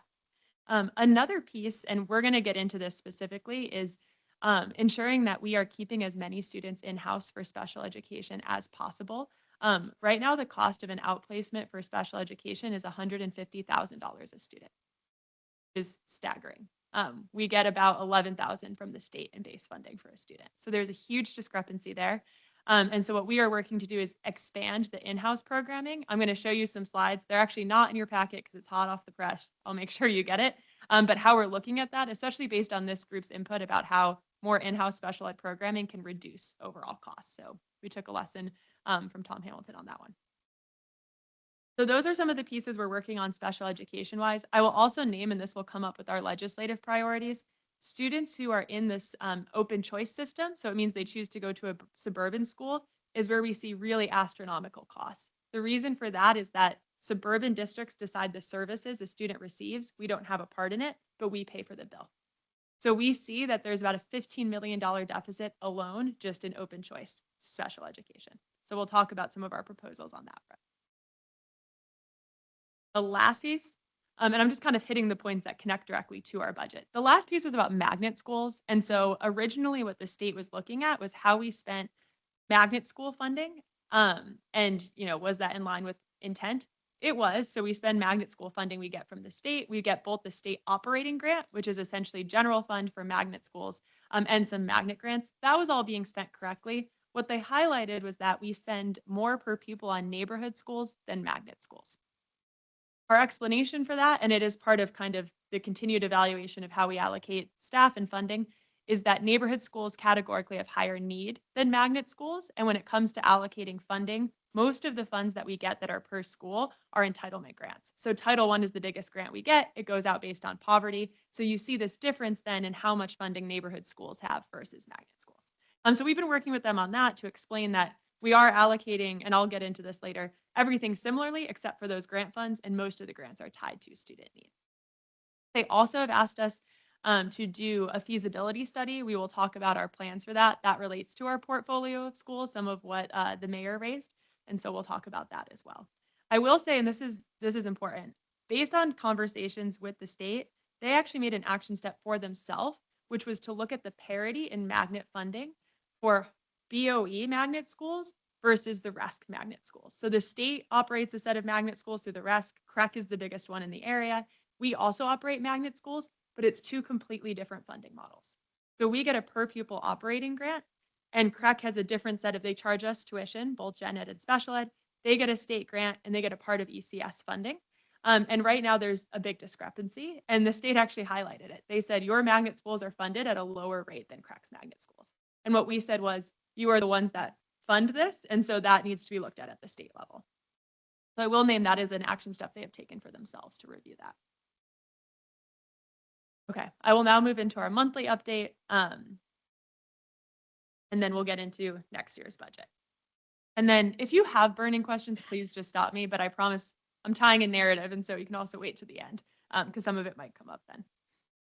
In terms of our monthly update, this is what the mayor named in terms of the $22 million deficit. I will share, we shared at the December MARB meeting for those of you in attendance. It was about at 18 million at that time. The first 3 bullet points on this slide we discussed, but I'm going to hit them now for anyone who wasn't there. We have experienced enrollment decline. So enrollment was significantly lower than what we projected. We've actually had pretty stable enrollment for the past 3 years. That's what it was based off of. But the state did open about 1,600 more seats through the Sheff versus O'Neill settlement for students to leave Hartford schools. So that's to go to the open choice suburban schools or to CREC. And we tracked the data on where these students went, and that is where they went, mostly to CREC magnet schools. So that piece happened, which affects some of our revenue sources. We also had a shift in our staffing assumptions. And so last year I shared we had very high vacancy rates. Overall, it was 13% vacancy rate. We predicted it would be about 6% this year, which was a pretty big decrease. That was based on having updated teacher salaries, which was meant to recruit and fill more of those positions. The vacancy rate is actually closer to 3%, which is good news in terms of this means teachers are in front of kids, and a lot of those are special education teachers, but it is bad news for the budget. And so that is a piece of what is driving the deficit. I'll share in just a minute. We're factoring all of this into the budget for next year. So we are now assuming that we are going to have very few vacancies next year, which, like I said, was our goal, but there is a financial implication.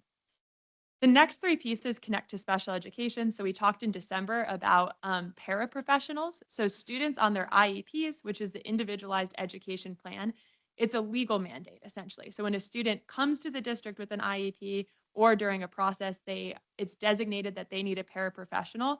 it is something that we have to add and we have to staff. And we had a need for about 60 additional ones per those mandates.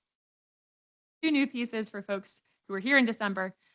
One is around special education tuition. So I mentioned that it is the biggest driver of our budget. Our budget is about $450 million, and this year tuition is projected to be about $124 million. And so it's a staggering portion of our resources, and tuition is what we pay to crack magnet schools, to open choice schools, and to private placement special education. What we've seen is that an increase in rates beyond even what we projected, which we projected an 8% increase, which is what we've seen historically. Part of this is the legislator named. The plan is to set rates for special education so that there's a standard schedule. Right now, it is a bit of the Wild West. We get charged different things from everyone in terms of what the same type of service would cost. So that is something that last year was put into place. But we've actually seen the rates have not been set yet, and we've actually seen rates go up higher than we thought. I will also name on the excess cost grant front. So this is the grant that we get when a student's services cost 4.5 times the average per pupil, which now a student's services need to be over about $110,000 to qualify for any additional state funding. That even though the state is putting more money into the pot, costs have risen statewide so astronomically on tuition and transportation, we're actually expecting a decrease in the total amount that we will get. This is a grant that works, you spend more, you get more. And so there's an interesting issue there. And we'll talk about how the state has actually moved towards something called the SEED grant that they started last year. That is a weight in the ECS funding formula for special ed. But we are seeing a decrease actually in the amount we expect for those students costing more just due to statewide increases. So that is what adds up to that $22 million deficit for the current year. I'm going to make connections, and we can discuss that as well, but I'm going to make connections between that and next year's budget estimate because a lot of this is impacting that as well. And this I'm not going to spend too much time on. By way of the monthly update, you can see we are largely on par with last year, slightly higher in the salary category. Like I mentioned, that's due to decreased vacancies and increased salaries for those roles. But the slide I just talked about was more important for the overall year-end impact. And like I mentioned, we are factoring all of this into the plan for next year. And so I'm going to transition into that piece. All right, so we're going to cover next year. We're going to have the superintendent share just a bit of overall bigger picture for the district. Just to remind folks, our main business is educating. At the end of the day, that's what we're focused on. And that all of the financial stuff is in.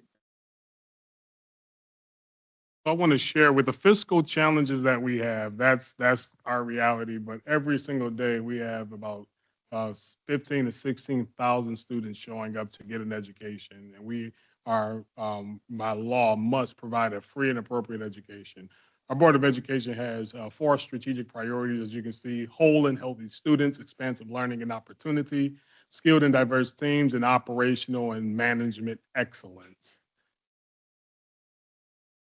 Speaking on whole and healthy student, this is compared to this time last year. So just in real time, you have educators and support staff working extremely hard to move the needle on the student experience and student achievement. Specifically looking at chronic absenteeism, we are down 5 percentage points of young people being chronically absent from school. We are up 3.4 percentage points of young people coming to school daily. And we also put out surveys regularly to get our hand on the pulse of what our students are saying or feeling with regards to Hartford Public Schools. Specifically, looking at elementary literacy proficiency compared to this time last year, our young people are up 7 percentage points compared to last year on their DIBELS composite score. That's a literacy assessment. Looking at middle school proficiency, we're up 2 percentage points in Reading Plus, up 2 percentage points in Math Interim Assessment 2, and this is Reading Plus and Math IA2. So what I'm sharing is with the challenges that we have, we are still professionally developing teachers, effectively evaluating the pedagogy that happens every single day, because what I share with the staff at all times, there's a reason why people do not choose Hartford Public Schools, and we have to change that perception with regards to academic achievement and student performance. Looking at our expansive learning and opportunities, which are enrichment, we learned that at all of our middle schools, we are up. Well, our growth is up 50% with participation from 2002, from academics to athletics and the arts. There's an offering at every last one of our campuses where we can find our young people to be more engaged in their school communities. Specifically looking at skilled and diverse teams highlights. So compared to this time last year, we have 41 fewer vacancies, meaning we were able to attract educators to get in front of our young people to teach them. We'd rather have a teacher in front of our student as opposed to a substitute teacher. So these are classroom teachers. Compared to this time last year, special education vacancies, 33 fewer. We have to get the educators in front of our kids. Obviously, there's a budget implication, but we are mandated to provide a free and appropriate education to all of our young people. I think it's the reason why I wanted to share that, because people in some cases share that money doesn't fix everything. And this is proof of that, because we don't have any extra money. We have a deficit. We're cutting $70 million from the last 3 fiscal years. We lost 500 bodies, but in real time, people working harder and harder and harder, being, in some cases, we feel overworked and underappreciated, trying our best to move the needle with the little bit that we do have. So that is an academic return on investment that is happening with no promise of any extra funds coming down the pike. That's just people doing great work from young people. Hartford Public School, we face a continual structural deficit, which is driven by flat revenue and rising costs. For example, in some cases, we're still receiving the same amount of money for young people since 2013, not counting for any inflation.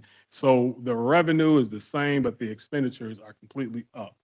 Our deficit is driven by special education tuition, door-to-door transportation. So for example, we spend $6 million for something that has nothing to do with Hartford Public School. If you live in Hartford but don't go to a Hartford Public School, curb-to-curb transportation, we're billed with. That's like paying for somebody's Uber to go somewhere, and it has no benefit to you in any way, shape, or form. We are proposing what we need to do to change the structure. The question is, we have the answers to fix the deficit right here, but there's some things that must happen on the political side. The question is, why aren't those conversations leveling up and happening? Because if a few tweaks here and there were to occur, there would be no deficit that we're talking about, and we'd be able to compete, I believe, respectfully, with the educators that we have, with some of the best schools in the state, just by looking at the young people that I see every single day.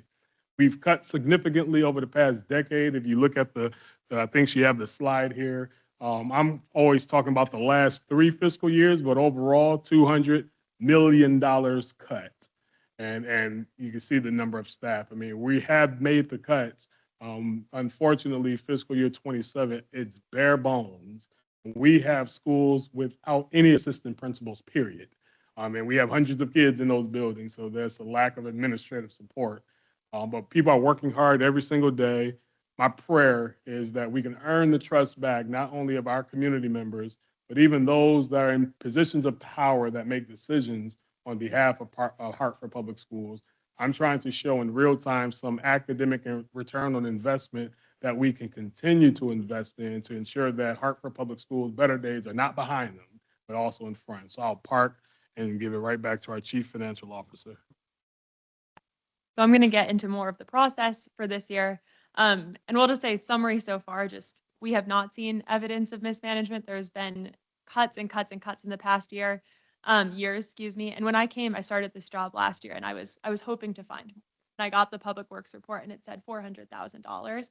And really what we've turned our attention to is what is driving this at the system level. So I'm going to go over some of our state level priorities. And that's why what you can see, I just want to highlight on this slide, we're focused both on structural change at the state level and the decisions that we are making. So we're going to cover both of those pieces right now. And I'll just name, we've been doing this with our community. We've had multiple community budget forums. We've been engaging folks to really help them understand and get their input. In terms of the timeline, I'm not going to go too into detail here, but we did have schools and central office teams start their budget process in the past month. We're now in March, so we're compiling all of that information to put together our proposed budget by the end of the month. And then we will engage. We have been engaging in the state legislative session to advocate for specific bills that I will discuss, and then also working with the city throughout that process as they end their process around mid-May. This is the numbers related to the deficit for next year. I shared with you all, and we started sharing in about October, that it would be about a $35 million deficit. I will name this included, because we knew it at the time, the staffing assumptions, so assuming we'd have a much lower vacancy rate, and it included the assumptions around enrollment. What has changed since October is what I just discussed for this current year. It's all related to special education. It's the additional paraprofessionals. It's assumptions around the tuition rate and excess cost is what is leading that to additional $10 million to be about $45 million. And we are trying to be as transparent and honest and clear as possible about the size of the problem and confront that directly so that we can actually try to manage this. I will say we also received some one-time city funding for the current year that we will be asking for the city to continue supporting us with, as that's funding a specific program. All right, we will get into the legislative priorities now. This is just an overview slide showing that if these three priorities happened, it would generate 70 million of budget relief in the combination of revenue, but also decrease costs. And I think that part is really important because some of this is about curbing our cost drivers. And so I'm going to talk about each of these individually. The first piece here, and the superintendent alluded to this, this is the ECS Foundation funding. And so that amount has not been adjusted in a long time. The Capitol building yesterday, there was 3 rooms of overflow for people there. It was 10 different districts. It was students from all of these districts testifying about this. The mayor was there, we were there, really a huge joint effort on changing the ECS formula to adjust for inflation. And there's a component of that as well that's actually about general education tuition relief. So you all might be aware there was a 58% cap on gen ed tuition a couple years ago. What this plan does is continue to phase out gen ed tuition. Gen ed tuition is about $18 million in our budget currently. It's mostly to CREC, so we don't pay any gen ed tuition to suburban schools. We do pay it to non-Hartford magnets. And so the plan would be to phase that out over time. And so this was something that school and state finance worked on that is now represented in Senate Bill 7 and House Bill 5002. And so there's a lot of advocacy around this piece in particular. It affects every district, so a lot of districts would benefit from the changed ECS funding. And the mayor has been supportive of this and has been helping to work on this. So that's priority 1, is about changing the base amount for inflation and relief of gen ed tuition. The second 2 priorities are all about special education, as that is our biggest budget driver. So I mentioned last year that the legislature, there was a lot of advocacy last year around special education. The legislature put into place something called the SEED grant. It's meant specifically for special education. And it's actually equivalent to a 50% weight for special education in the ECS formula. It was only funded at 19% for this year, however. So we got $3.4 million. If we got the full amount, that would be an additional $12.6 million for fulfilling that from last year. Similar with excess cost, I mentioned that's the grant we get when student services are 4.5 times the average. That also is not currently fully funded. The other side of this is the cost relief. And so I mentioned the tuition rate setting. This is something that I know is being worked on by the State Department of Education to say, if you're getting speech services, this is how much you can charge. Because right now it is all over the place in terms of what we are being charged for various services by different entities. And like I said, when a student's outplaced, we'll talk about this in a bit, it's $150,000 on average per one. The last priority, and this is more specific to Hartford due to the Sheff versus O'Neill school choice system. But what we see is that, so when a student attends a non-Hartford magnet school, so if they go to CREC, we own the IEP, so the services for that student, and we own the costs. However, when a student goes to a suburban district, they own the IEP and services, and we have to pay for the cost. So as I mentioned, that's a $15 million gap right now. And we actually see those services in suburban schools are costing twice what they do at a CREC school. So it's about $44,000 per student in tuition for a suburban school for us that we pay versus about $22,000 for CREC. And one process we're involved in, one process we're not. And actually CSD put forward a proposal to align that so that the same district would be responsible for the IEP services and for the costs, which I think is just good financial management. There's a weird incentive if you don't have to pay for anything that you are assigning to a student. And so we support that. What needs to happen is that if we are the district responsible, that's 600 more IEPs we'd be responsible for. So we need the costs associated with that. Or if the suburban district were to be responsible financially, it's housed over there. And it actually would even benefit us to give the state money we get for those students to the suburban districts, and we would still have the $15 million of relief. So this one, we're trying to think creatively about a way that it's not net total more dollars for the state, but it's more about responsibility for the services and the cost. I will name, and the superintendent mentioned this, where it says 6 million in door-to-door transportation. That is through the Shep versus O'Neill settlement. The state pays for transportation for students who engage in the school choice system. So if they go to a suburban school, if they go to a magnet school, they have their transportation paid for, but not if they're special education. So if that student needs what we call curb to curb or door to door services, so they get picked up at their door, taken to school, they don't pay for it, and we actually pay for it. And so we're saying, why is that? If they're responsible for transportation, why doesn't it include special education? So those are the legislative priorities. I think I'm just going to keep going. I know this is a lot, but I'm going to keep going to talk a bit about what we're going to do on our front. And so that was the structural piece. Like I said, if these things actually happened, it would give us more than what we need to relieve the budget. And this is truly where the problem lies. I'm going to skip the next few slides. I just wanted you to have it. This is what we shared with our community to participate in the process. So we've been doing budget forums. We've been sharing with community members, students, et cetera, how they can get involved. We had a lot of students yesterday. But I'm going to skip ahead for the interest of time. But just so you have it, we've been working with the community on the legislative priorities. So if you head to the slide that says overview of school and district budget process, that's where I will be. I briefly just want to share with you that what it's like for our schools to go through the budget process. So like I named, we've seen a big enrollment decline. That is something that schools are experiencing in their budget. And so schools have received their allocations. Most of the formulas are based off of enrollment. So schools are kind of right sizing based on their enrollment right now. So they received their staffing allocations for next year. All of that is based on the projected number of students. So a lot of them are having to scale down and make reductions in their budget just based on enrollment alone. So we did not make any changes to the formulas. We are at the class size maximums in the most cases, but schools are needing to reduce staff if the enrollment is not there. And just touching quickly on some of the things that do influence the school's budget, I named enrollment. We also, as I've been talking about, student need is a big piece. So we look at the number of special education students in a school in order to assign those teachers. We look at the IEPs to see what is mandated. And then schools have the ability to make some decisions. So there's certain grant funds, particularly Title I, that schools are responsible for deciding in alignment with the grant, in alignment with their priorities, and with their community, how they are going to use them. And the last piece on this, and then I'll get into specifically what we're doing around enrollment, portfolio, and special ed.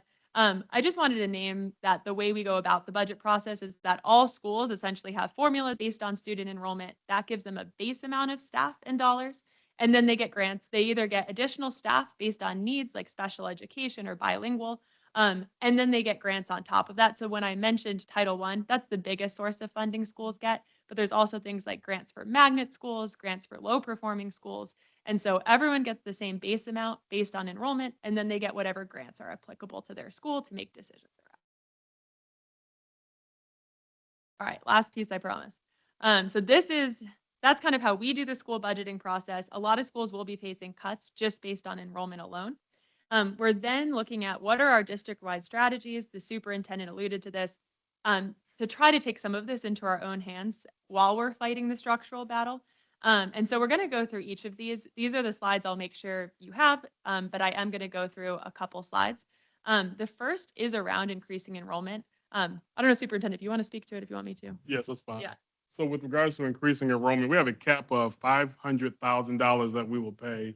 And the goal is to, it's a performance-based contract. We pay $935 per new student recruited or no-show student who attends by the October 1 count date. If no new or no-show students are recruited, we do not pay anything. The funding source to pay will come from our, excuse me, the money to pay case will come from the increased per pupil revenue or the decreased tuition payments for the recruited students. So specifically for a non-Hartford resident enrolling to a Hartford Public School magnet, we would receive about $14,000 per student. For a Hartford resident returning from a CREC school, we would not pay about $4,000 in general education tuition, and we would not pay any special education tuition. For a Hartford resident returning from a charter school, we would receive an ECS funding with the base amount of $11,525 plus weights. And for a Hartford resident returning from an open choice school, we will receive 50% of the base ECS funding of $11,525 plus weights, and we would not pay any special education tuition. So what CASA K-12 does, they put feet on land, they send text messages, emails, knock on doors. I mean, they go and find those no-show students and brand new students to the district, in addition to promoting things such as the Hartford Promise. I don't know in this greater Hartford region, if you graduate with a 3.0, come to school 93% of the time, live in the city, go to a Hartford school, guaranteed $100,000. And that is happening all the time. My prayer is that our middle school students truly consider a Hartford Public School. We have, for example, our high school made a heavy run. Hartford Weaver High School, classical magnet, as well as Hartford Public High School made a run into the state championship. And we made it all the way to the semifinal, lost to New Canaan, who ultimately won the entire thing. For example, last night, our Weaver girls basketball team won the Greater Hartford Conference Championship. So it's some things to truly come back to, but we have to also share the good news like the bad news. And that's what CASA K-12 is going to support us with doing, because I do not have a department that can do that because things have been cut over time. Do I have someone that does communication? Yes, for emergencies and getting out small press releases here and there, but actually the printing and signal boosting the message, that's what CASA K-12 is going to support us with. 2 more slides, I promise. But if you can see, the inverse of the money we get is what we are losing right now. So we are trying to focus on recruiting students back and understanding the financial implications of that. I do want to touch both on the feasibility study and on the special ed in-house programming, and then I will conclude. The feasibility study, this is what we are looking at in terms of our portfolio of schools. Like I mentioned, it's really nuanced because half of our schools are magnet schools. Those are approved through the chef settlement agreement at the state level. The other half are neighborhood schools. And so what we really want to look at is the student experience and what we're able to offer resource-wise, as we know a lot of our schools are smaller. I agree with what the mayor said, that it's not something that would create budget relief next year in any massive way. I think I shared with this group, it's work I've done before. Students still need to go somewhere a lot of the staff follow them. And you don't see the budget savings you might think. You actually see increases sometimes in transportation costs and then the continued maintenance of buildings. But we're looking at it from the lens of student experience, and is this something that could potentially attract more students to the district? But we want to do a feasibility study of that first. And we're currently in the process of reviewing submissions to an RFP that we put out there. The final piece I'm going to talk about is the special ed in-house programming. And so I know this is a conversation we all had back in October with some ideas. Thank you, Tom Hamilton, for sharing those. These are just preliminary, what we're looking at. But we are really committed to how can we have more students stay in-house for special education. I did want to share that we have some programs right now. So what I'm showing on this slide is our current services. And then on the next slide, I'm going to show you what we're planning for next year. I'm not going to go into what each of these programs are because that'll be out of my depths of special education. But the point is, these are programs serving super high need special education students. And what we found is we can do it for about half the cost of an outplacement. So we're spending, about 30 million on these programs, but the projected savings currently is about 62 million. So that's about 32 million we're saving by not outplacing these 389 kids, which is scary to think our budget situation could be even worse, but it would be if we didn't have these programs by about that much. So what we're saying is, how do we expand that? And so one of our core ideas is actually creating a school focused solely on special education. The superintendent could speak to this, but he had this in his previous district, and to build on some of the programs that are successful that we have already. And there's actually efficiencies. Right now it's spread out across a bunch of schools, but to bring that in one place, is likely to generate more efficiencies. And so just on that idea alone, projected costs are about $11 million, but it would save about $30 million in those students being outplaced.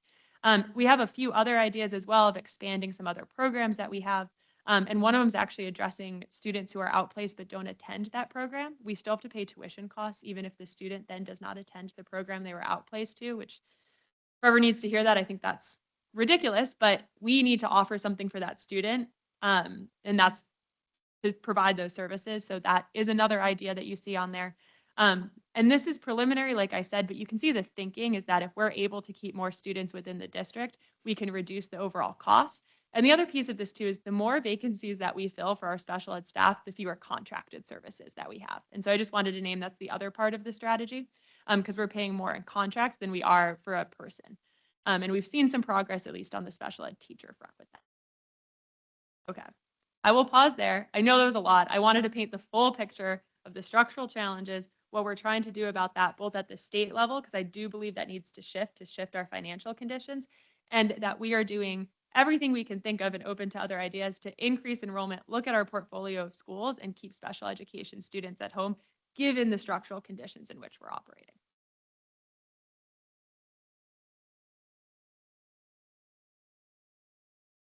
Thank you very much for the presentation.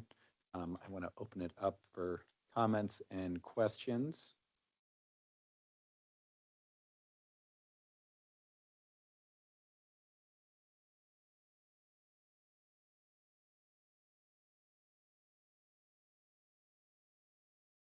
Tom, if you Yeah, thank you. Thank you for the presentation. I think it was really complete and comprehensive, and certainly you folks are taking a lot of steps, and I think a lot of the right steps to move the school system in the right direction. But I did want to talk about, just to confirm if I heard you correctly, in the current year that we're in now, with 4 months left, you're projecting a deficit of 22 million, if I understood correctly. And so I want to understand better, what are you doing to mitigate that deficit in the current year? How much of that deficit are you realistically going to be able to mitigate? And what is the plan with the city to deal with whatever the final deficit turns out to be for the current year? Yes, so 22 million is correct. And I know we talked a bit in December. There are some things we can do trying to control some of our flexible non-salary spend, but unfortunately, a lot of it is out of our control. So a third of the budget is that tuition piece that we have very little control over. And barring, and we didn't do this, we were not going to fire teachers in the middle of the year, would have been the only other recourse. We did have a meeting this morning with the mayor and city about this very issue, and we're going to continue collaborating to understand it better, to see what they can support with, et cetera. We have known since October, and we shared with you all, it was about 18 million at the time. It is now 22. But unfortunately, there's not a lot within our locus of control. We did do a hiring freeze for any positions we don't need to hire for. Unfortunately, there's not many of them. Like the superintendent shared, we have to hire for special education staff, and that's one of our biggest area of vacancy. But yeah, the answer is that we're doing what we can for positions we don't need to hire for and for non-salary within our locus of control. But unfortunately, the rest of it is harder to manage. And so we're working collaboratively with the city on that. So if I can follow up, I don't know if we still have the city folks on the call or at the meeting, but $22 million. Remind me again your total fund balance, and I would be concerned, frankly, a $22 million hit in a single year could have bond rating implications for the city, and to me this seems to be kind of an all hands on deck crisis, if you will, that I think the city and the Board of Ed need to have a plan as to how you're going to deal with it.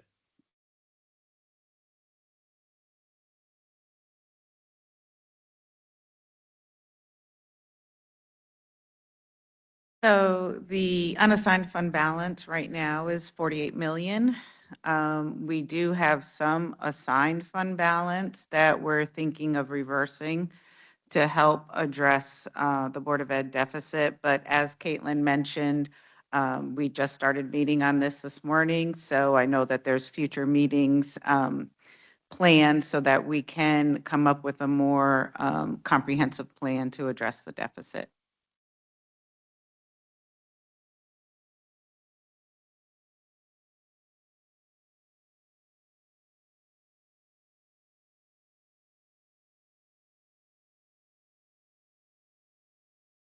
Stephen.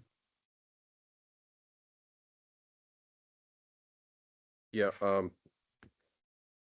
my thoughts, I agree with Tom. The other question I had, I know that we're talking about this year, but isn't it, I think you need to be concerned today because isn't that deficit supposed to grow to 45 million next year? Isn't that what you're projecting? Yep, Isn't that what I correct. saw? Right? Yeah. So you're going to double. I don't know how you could possibly mitigate that at that point. You know, looking at the slides that you've presented, I know that you're having ongoing discussions, but I think I'd be interested in in the short term what your plan might be, or what you might deduce within those meetings.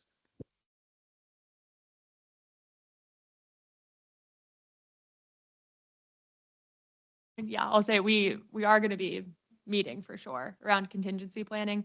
And I think I will say also part of the strategy has been to focus our attention on where the problem lies, which is at the structural and state level. And I know that that is not directly in our locus of control, but we are keeping a laser focus on that piece because ultimately what we need relief from is this system of tuition that is consuming our budget that we have very limited control over. So it's two-pronged. It is we are doing everything we possibly can at the state level to shift the conditions. We're doing what we can in terms of, like I mentioned, with enrollment, special ed, and then working directly with the city on contingency plans. I will say it's, when we say bare bones, we are at the class size maximums. There just isn't much left to cut out of the 70 million that was cut in the past 3 years. But we will be looking at it from a contingency standpoint and working with the city on that front.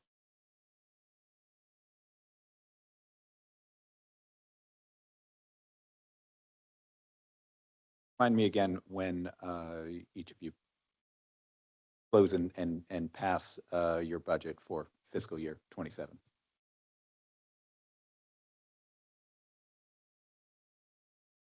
The final adoption by the city council is May 21st. And ours will be shortly after that. So end of May, beginning of June, once we understand the city's portion.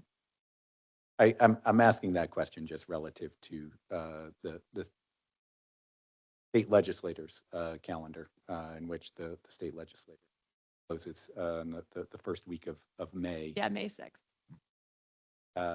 And the concern I get, it's an obvious concern, right, of both this year and how that will be handled between the city and board, but then moving into next year and that the significant costs that you're highlighting.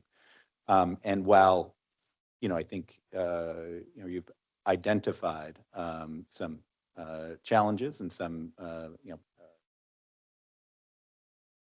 policy questions that I think have, potential are opportunities for conversation, let's say. It is not overwhelmingly likely, right, that the legislator would be able to identify the entirety of those funds, as you've highlighted, or make the entirety of those changes that would impact the finances of other districts and impact the finances of the state as a whole. I'm highlighting that because you're going to run into next year as a combined entity with this projected deficit. And the city is looking at its own budget independently with a Board of Education budget that, has no plan right now of being fully funded. What does that look like, right? You could be planning on a budget that looks very balanced and reasonable, et cetera, but you'll come to the end of May and potentially have tens of millions of dollars on the other side of the budget that can't be closed and will eventually, on the fund balance again.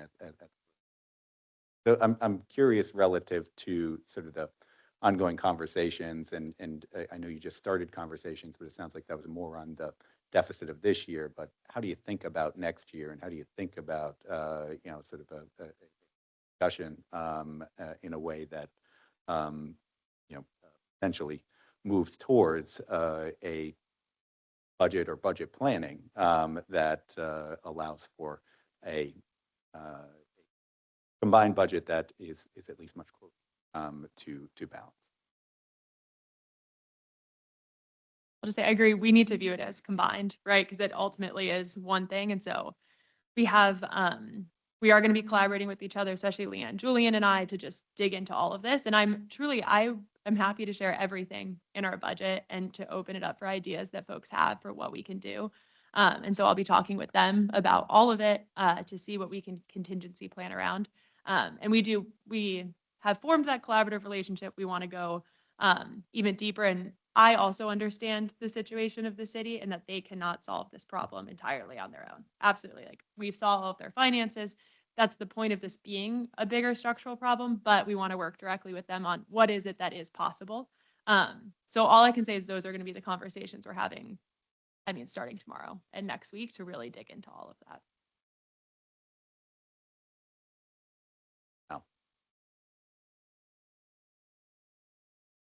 No, that's okay. He had his. No.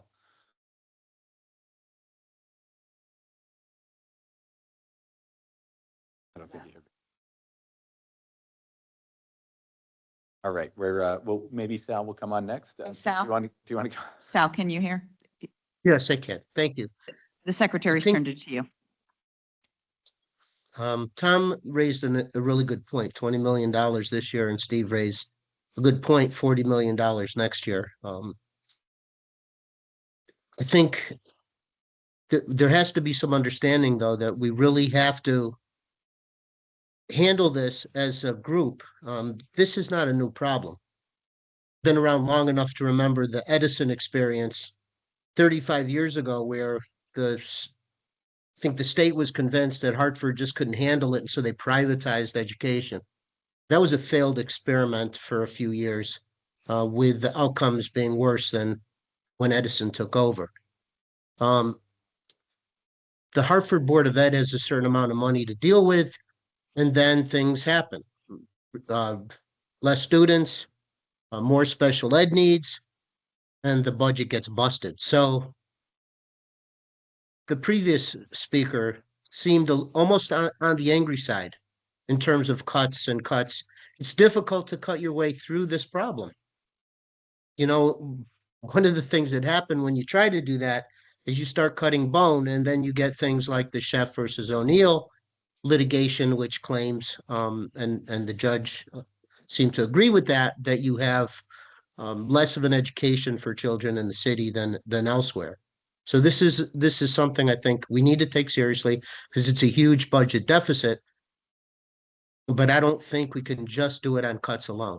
And that's, I think, the structural piece that the Board of Ed keeps talking about, and something we really have to look at. Just trying to do this by making cuts isn't going to do it, I don't think.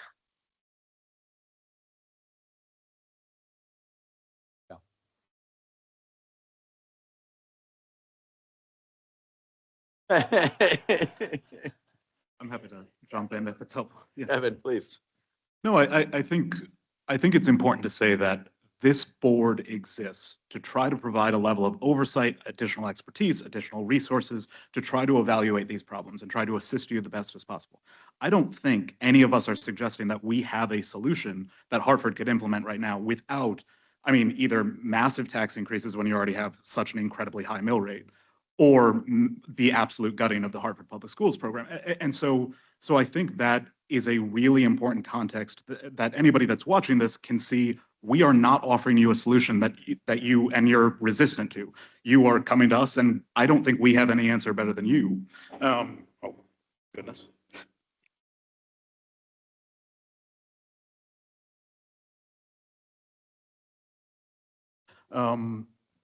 So I think, one, I appreciate, and I know I've expressed this before, I don't think anybody articulates better the structural challenges than the CFO of Hartford Public Schools. But it's also not just specific to Hartford in the chef arrangement. It's also, we base our education system and a lot of our public services off of the property tax. And there are not even some of the revenues that the state owes to the city, like we're only paying you 50% of what the state owes you in pilot payments. And that's got up considerably since 2021 from 20-something%. And so I think it is really important to be articulate about the structural situation that you are in is not because of you. And we have had, I think, in this administration and in the prior administration, a lot of confidence in the financial practices of the city. I think all of you have done really great work to that effect. And so I think that is an important thing to be said from this board. And I know Ms. Hammersley, who is the real expert in all of these educational challenges, is not here. But I think having the responsibility of the state to really home in on how we are going to fix that and not just dictating to you that it's on you and on the city to do so, I think that is critically important and my strong opinion on this.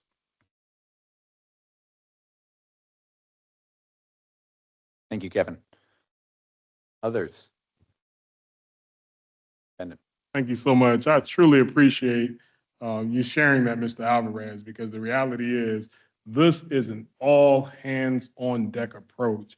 And the unfortunate situation, respectfully, I don't have the political clout coming from the DC area to say, okay, someone do me a favor. I mean, we're really coming with hardcore facts, good educational leadership, but this Municipal Accountability Review Board see with our own eyes that this is a structural issue. Nothing in any report that I've seen said anything mismanagement or change. At 400,000, we cannot cut our way out of this. And I would not be a good educational leader to pull a teacher out of a kid's classroom or to fire a building principal. That's not educational leadership. We do need every single person who loves Hartford Public Schools and Connecticut as a whole to advocate for these structural changes. And when we're saying it, we've been on tour to about over 24 times, preaching this, sharing the facts.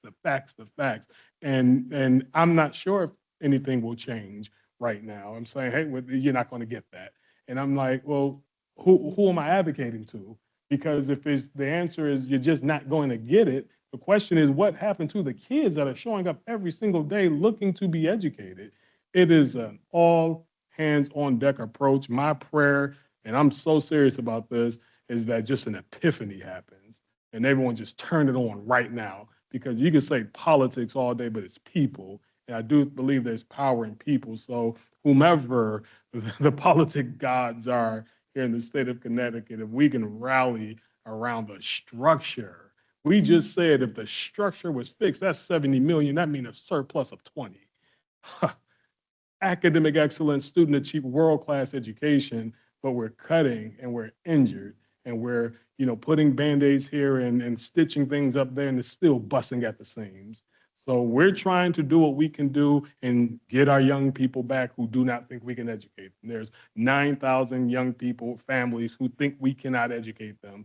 I do think the word of mouth and the organic things that are occurring are going to generate some of that back, but also being intentional on the advertising and how we're speaking about our school system, I think that will also add value to the word of mouth and the perception of Hartford Public Schools. But this is an all hands on deck approach.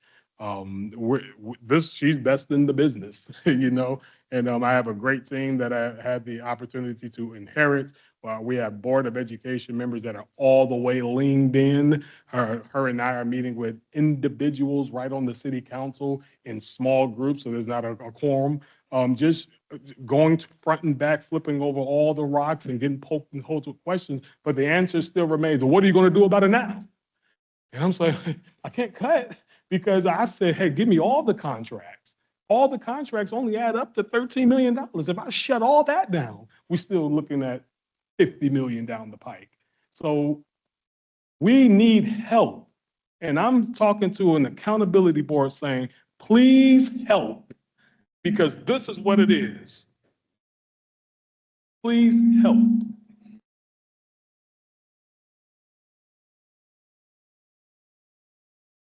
It might be the politic guy saying yes, I don't know.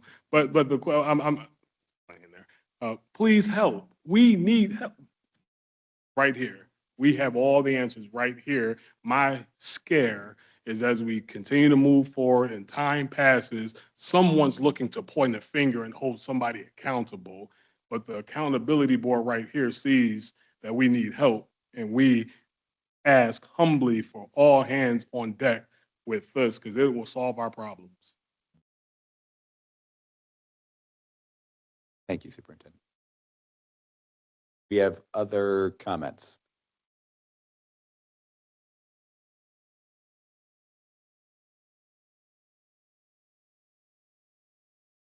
Seeing none, moving on to the next item on the agenda, we have the City and Board of Education contract update.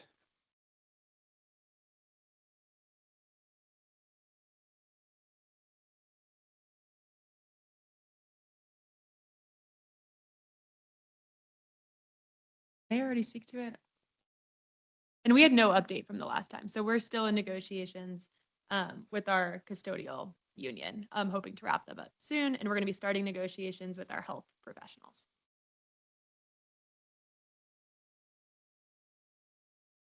Questions or comments?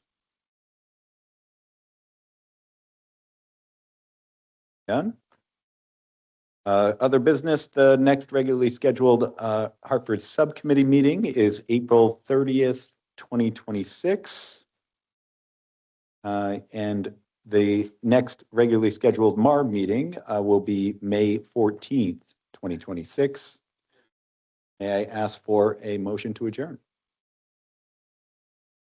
Sal Luciano, so moved. Steve Felsigo, seconded. By Sal Luciano, seconded by Susan Weisselberg. We are now adjourned and the time is 12:34. Thank you all very much.